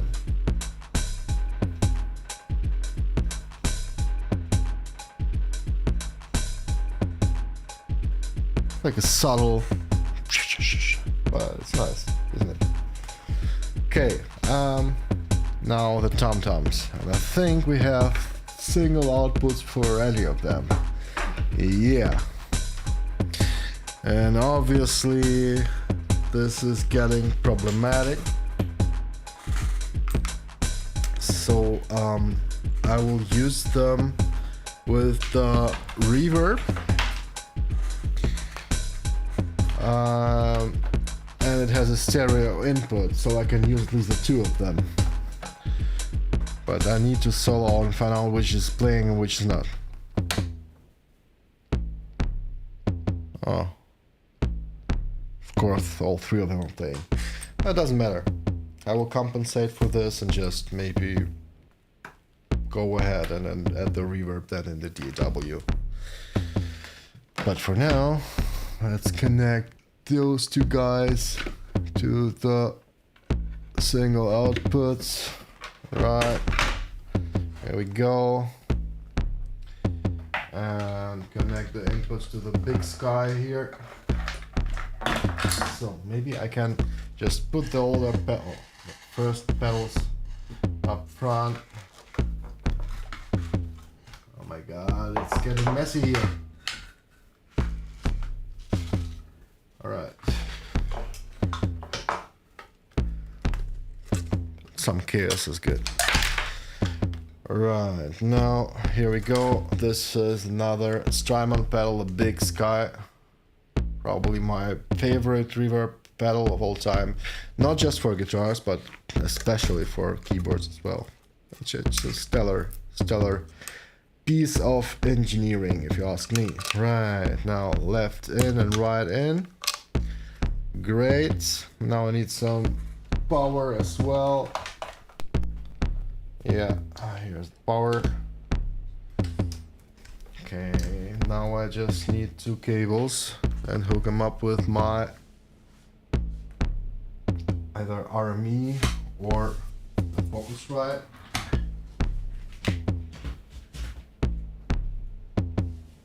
And yeah, as you see, I'm running out of cable.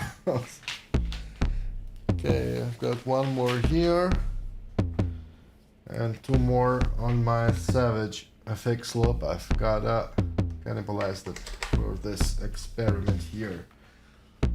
Okay, let's see if we got anything. Yeah, I've got some signal on the meters of the UCX, and now give me a second. Now we'll find some more cable. Hopefully.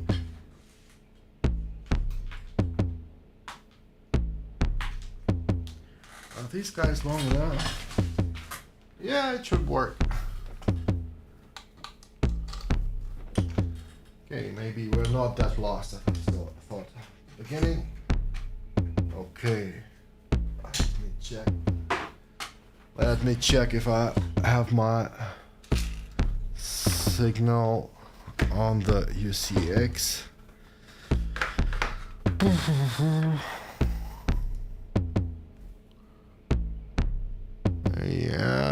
definitely 5 and 6.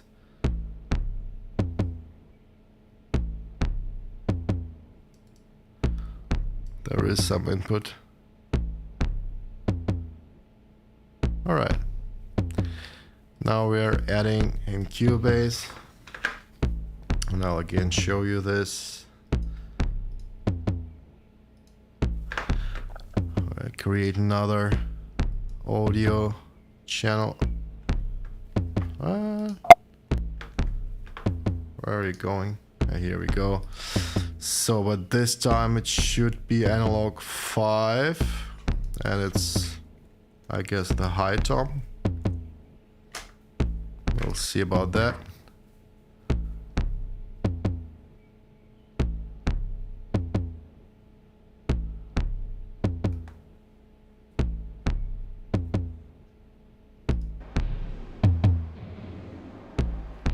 Yeah.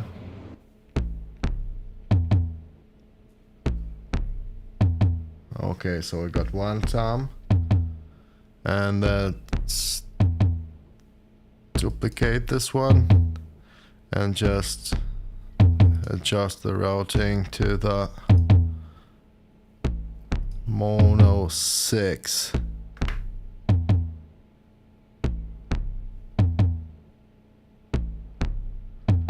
Oh, funny enough, but the mid-tone seems to be not as loud. This can be because of distortion, because I am playing distortion with distortions all the time, and I might just have used the distortion one. No, I didn't. I actually didn't.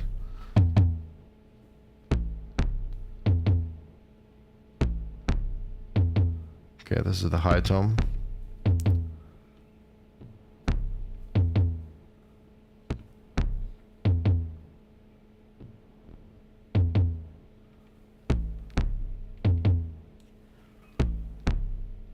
For whatever reason, it's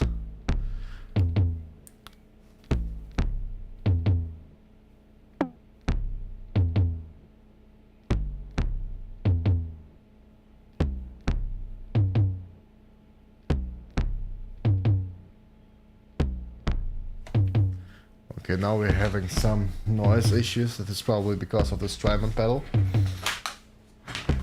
because basically too much stuff is connected. Let's increase some.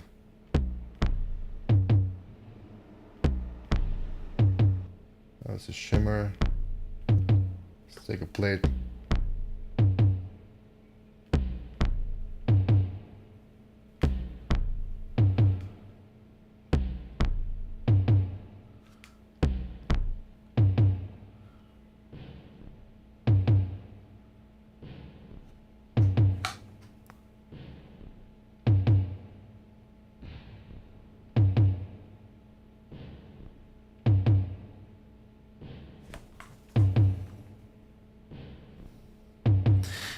I need to adjust the levels on the 5 and 6.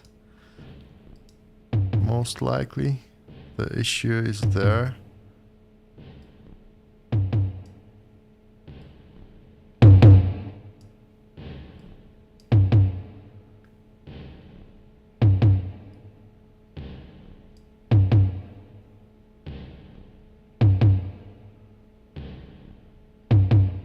Maybe it's the cable.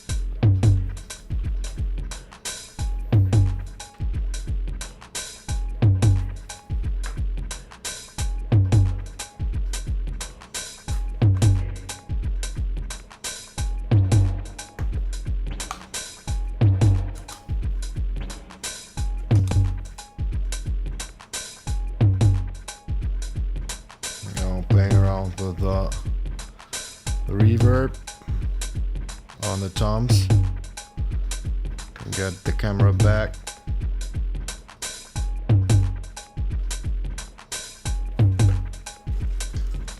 It's here.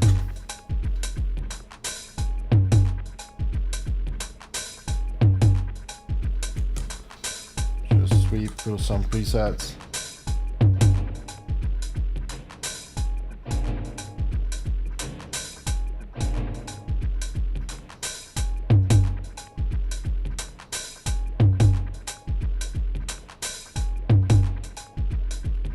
Play with the pre-delay.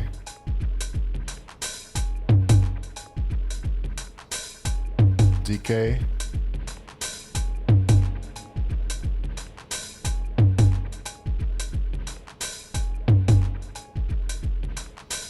Modulation, if there is any.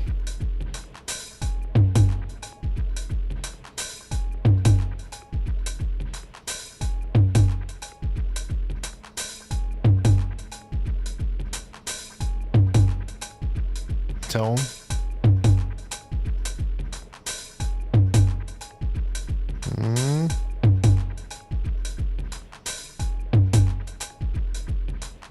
More to mix.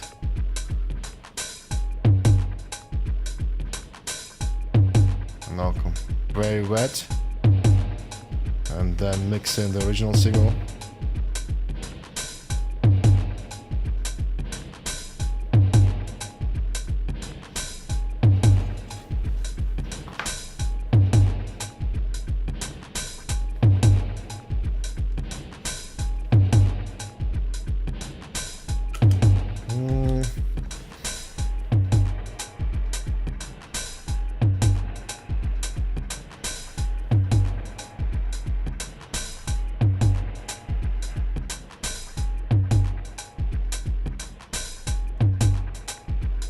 Out.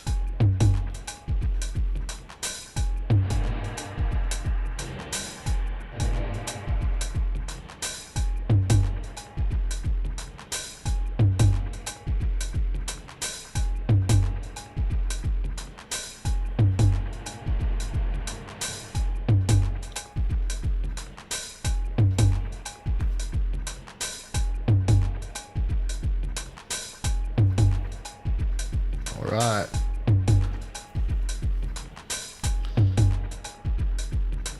Let's mix in some dry signal to it.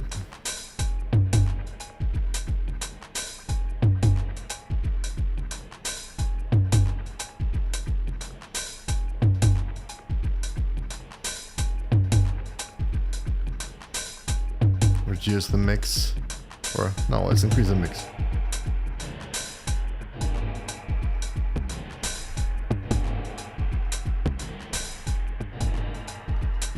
It's too much.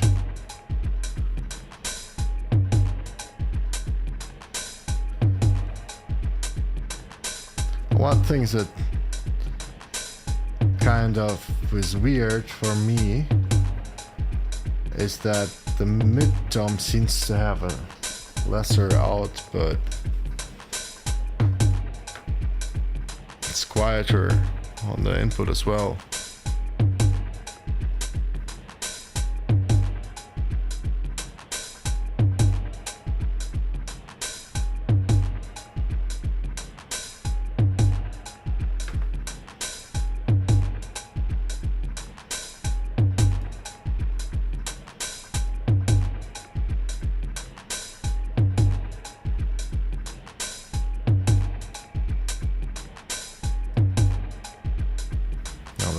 There is some signal in there, but it's too quiet.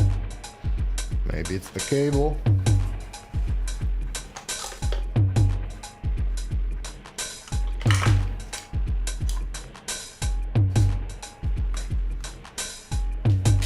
I'll try out another cable, right?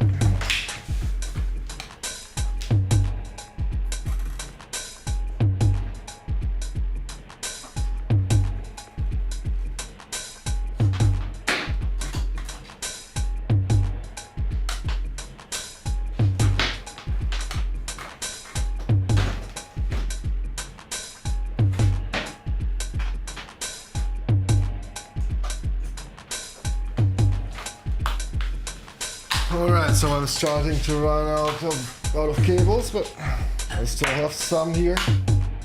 Let's try this one out.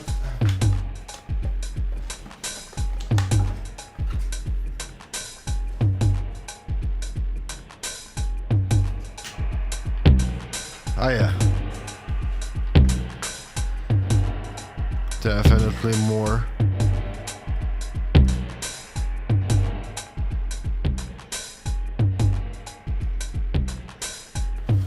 Okay, so it was the cable.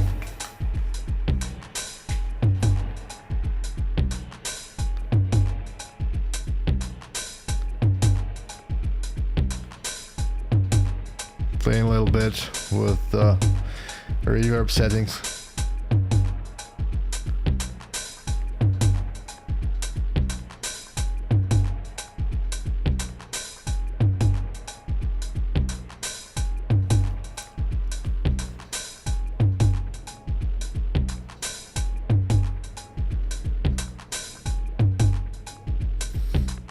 Let's try a different pattern.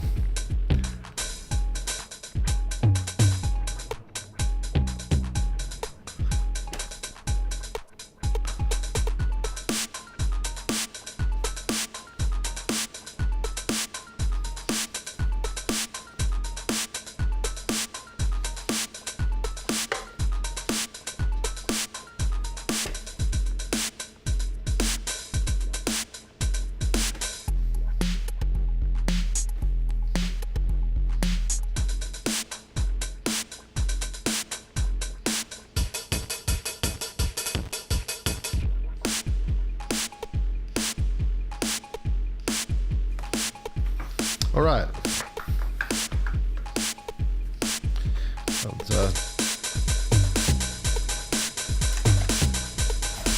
What bank is this?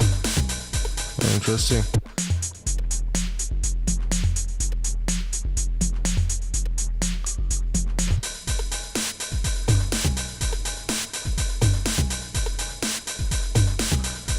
The hi-hat is way too loud here. Let's put it down a bit.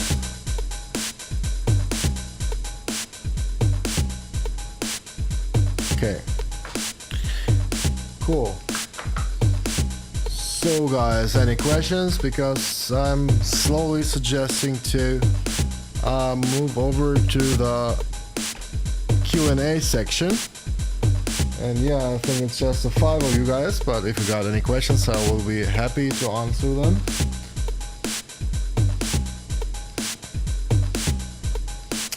I'll put the low tom first through the compressor, because I want to do that.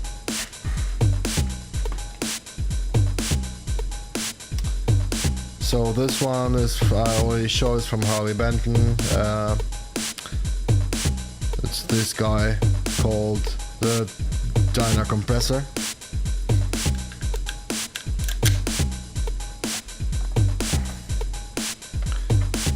Right.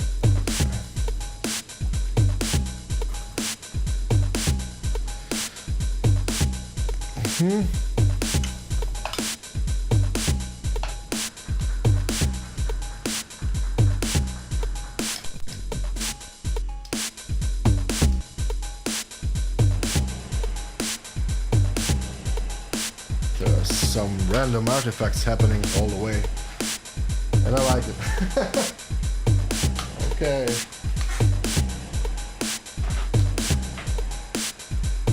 One more cable to go.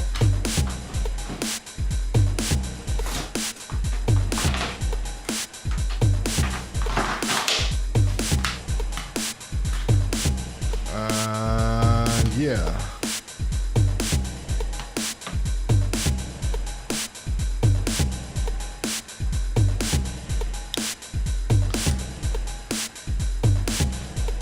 Connecting another one to the compressor pedal and going into it.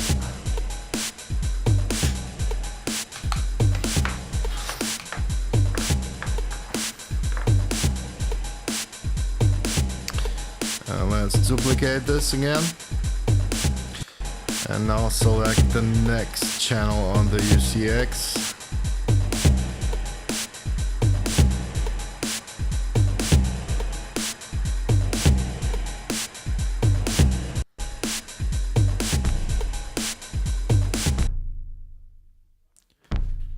Alright, this is our low tom,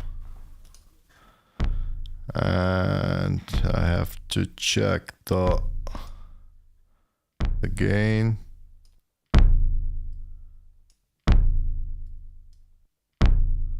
Alright, tuning it up or down.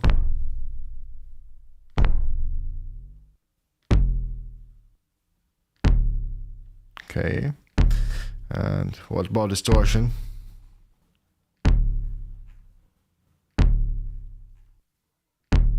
So distortion. Oh, I'm playing around with a totally different tom. Well done, man. Here we go again. So here it is.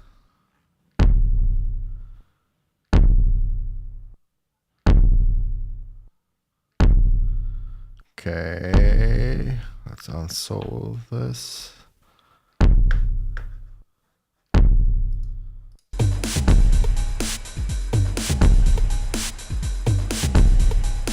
Okay.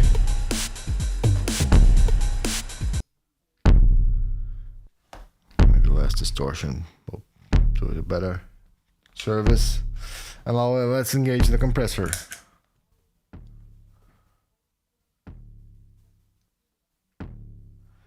Let's move the attack all the way down.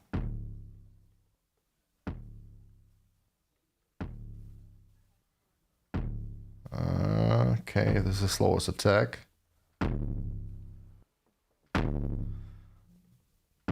Okay, so this compressor definitely sucks out the low end. And by a lot.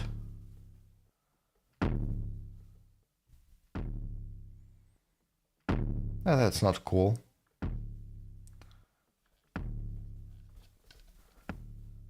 You can squash the signal, but what's the use to it? If it's, I mean, on the guitar sound, you probably will never notice this because it's very low what it's cutting away, but I didn't know that the compressor is supposed to do this anyway. You know what? Take something else for the tom. Let's take some. Or do we want to take maybe a distortion like the red clone here for, or a full-blown metal zone? You know what? Yes. It will definitely compress the hell out of it, if you know what I mean. Righty. Let's connect this one here.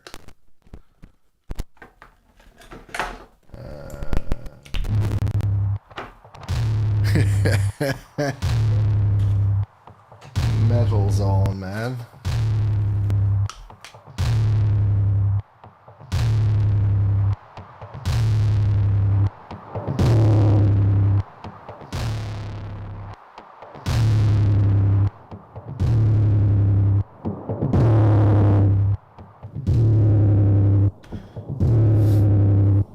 Okay, let's unsolo it.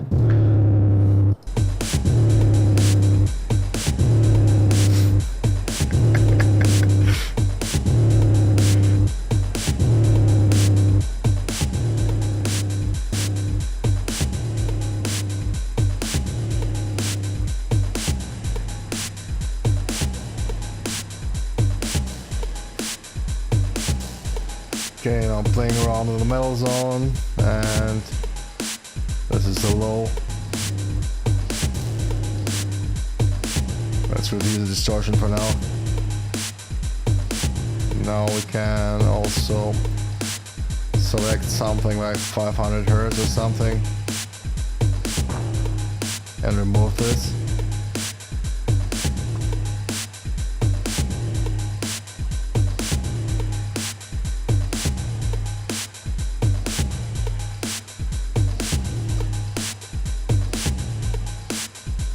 the highs. And let's destroy the hell out of it.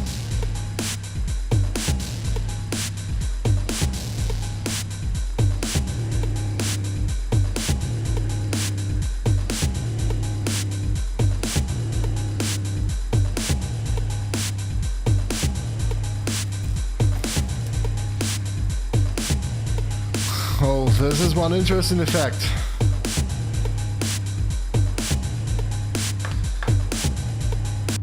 It's adding like a lot of sustain.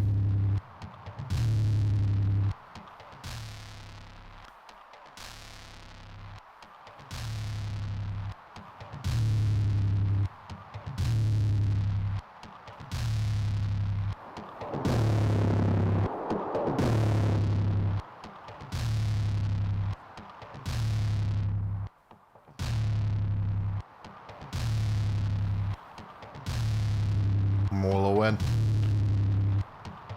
Let's take it out. It's boring.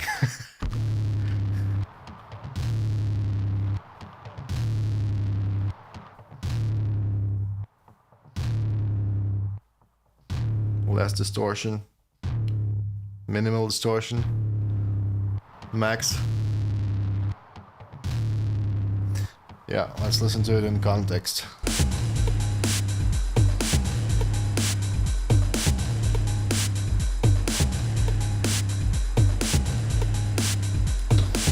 Alright. So although we had no reverb, I still managed to increase the sustain of this low tom so much that it's basically like a reverb. Okay, let me check the chat.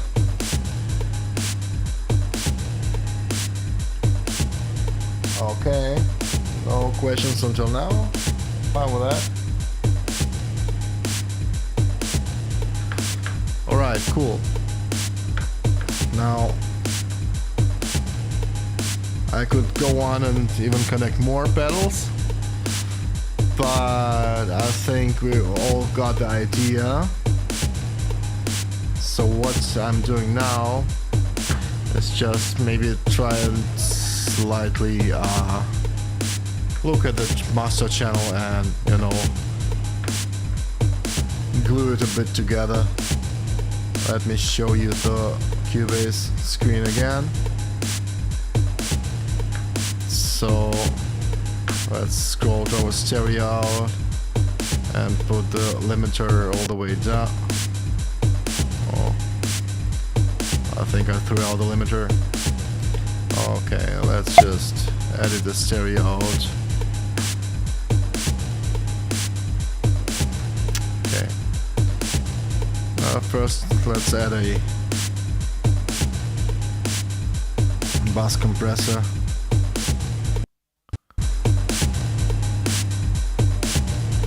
And where are my presets here? Master bus or mix bus, much more.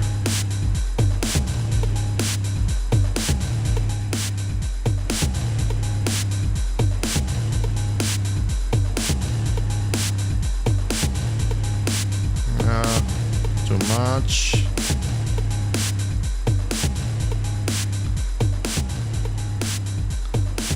And also low pass.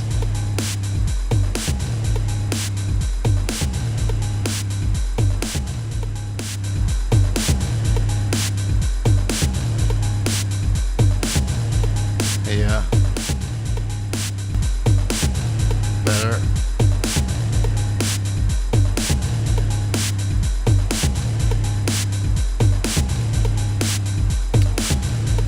Let's add some Pultec style EQ to the equation, just because we can, not because we have to.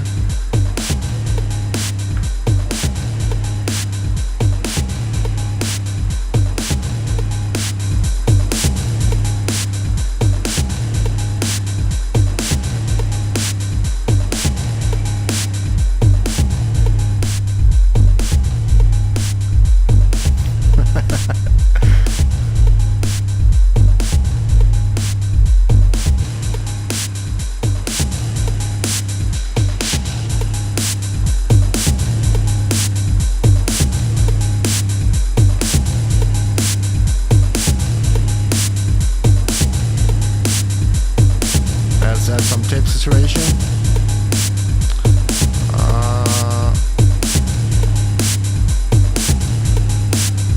Let's set the ampex.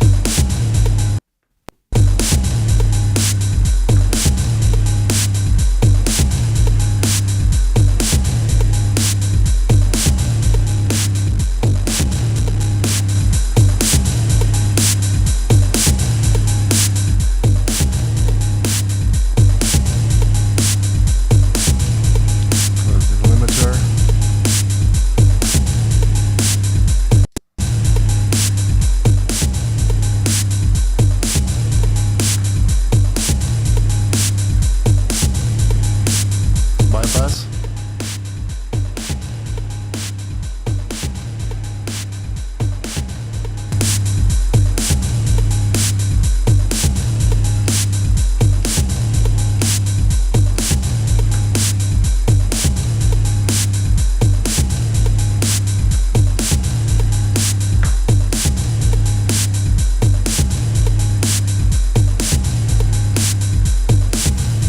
Let's play around with this.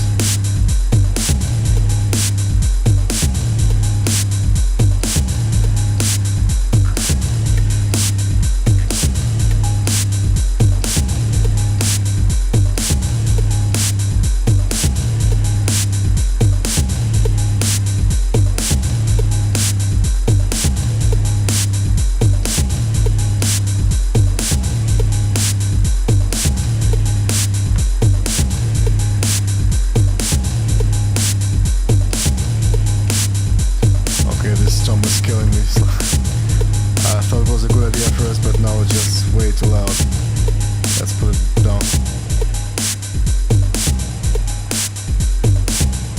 Better.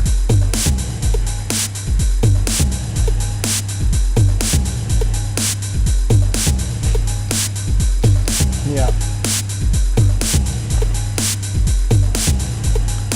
So, this is definitely not your mainstream sound, right? It's dirty as hell. And basically I wasn't using that much of best practices while adding the sounds, the pedals to the sound chain. But what we can definitely say is that you can actually use the Behringer with these pedals quite well. You obviously gotta be cautious with high gain pedals like distortions or fuzz. It will produce a lot of like background hum, and maybe you can to a certain degree work against it with a noise suppressor, but other than that, you will have this noise, and then it's for you to decide if you really want to keep this noise in, or maybe just don't distort the signal. Basically, depends on what you want. I mean, in some cases you can then, when you actually record the track, you can just cut the spaces where you don't play this instrument, so this background hum is, or you can gate it out or whatever. And you can, of course, use it for like creative sound design stuff as well, or just to like emphasize something. This is especially good for like industrial music, like, this kind of stuff, maybe even techno. And this works, right? So this is a really interesting setup. Obviously, didn't have enough space to test it all, but I still have fun. I hope you did have fun as well. And the primary reason for me showing this is just to introduce you to the possible routings, the possible creative fields of this unit, of how can you expand it to maybe find your own sound. And as I mentioned earlier, this unit has a sound of its own, and I feel like I'm trying to enhance that. So I am always moving this slightly lo-fi, techno, industrialish sound. That seems like what this unit is asking me for, but you obviously can definitely make a great hip-hop beat as well. I showed this on one of my videos, and you can sample your kick drums. You can take actually a loop, just as you will do with an old school or a modern MPC. Will take a loop and they'll sample it and cut the single instruments, and we'll do some adjustments. It's not much here, but it's enough. We can play around with the distortion, with the tuning, with start length and levels, and actually you can do a lot to it. You cannot manipulate the sound as you would be able with a machine or with an MPC, right? But still, you can produce good sounding beats and drum beats with a unit by all means. So my conclusion after almost 6 months, around 6 months of using this unit, it's definitely worth it. I still love it. I'm not selling it. The quality is good. I was using it a lot, and you can prove this if you look at the count of the channel of the videos that I produced with this. I was really using it a lot and heavily, and it still looks nice. Nothing is like broken or something. I don't have any glitches or defects or whatever, or bad potentiometers. They all seem to be fine. So quality-wise, it's good. Sound-wise, it's good. It has its own workflow. It has its own sound. And basically, it's up for you to decide if this sound and if this workflow is something that will enhance your creativity.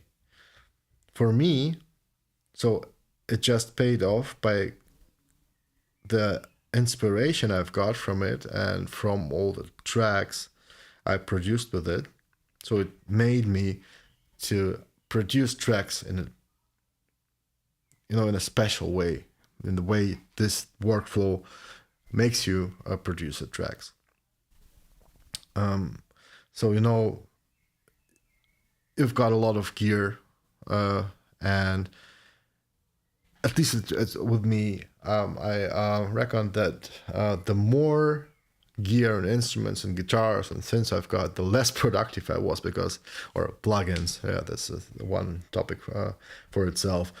Got all these options, and you're in routing and setting stuff up and trying stuff up, and then swapping plugins, swapping guitars, swapping your instruments, whatever.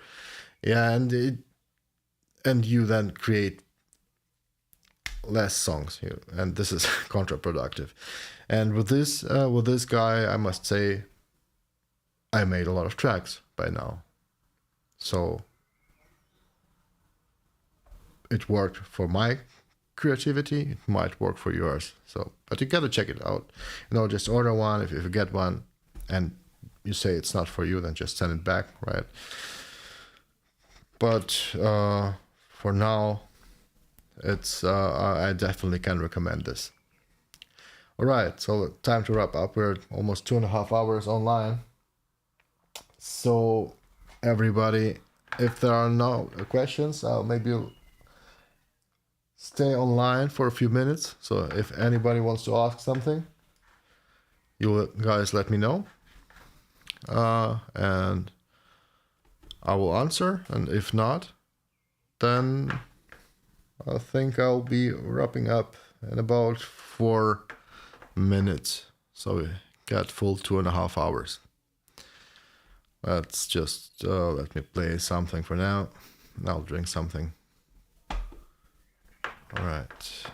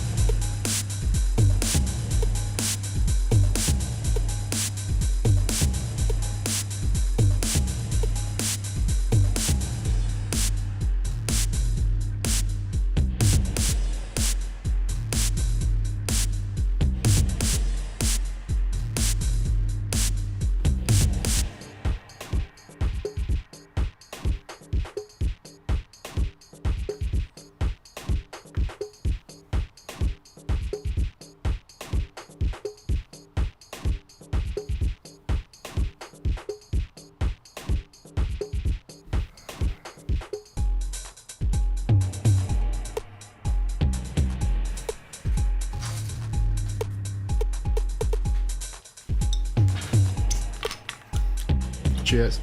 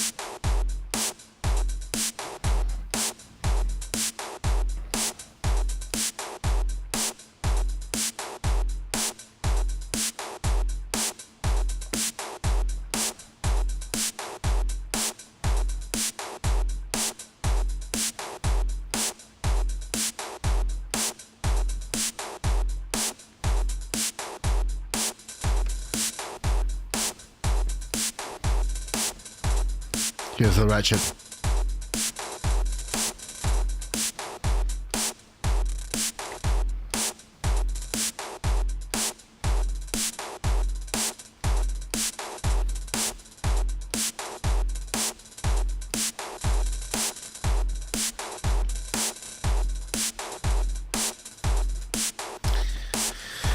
All right.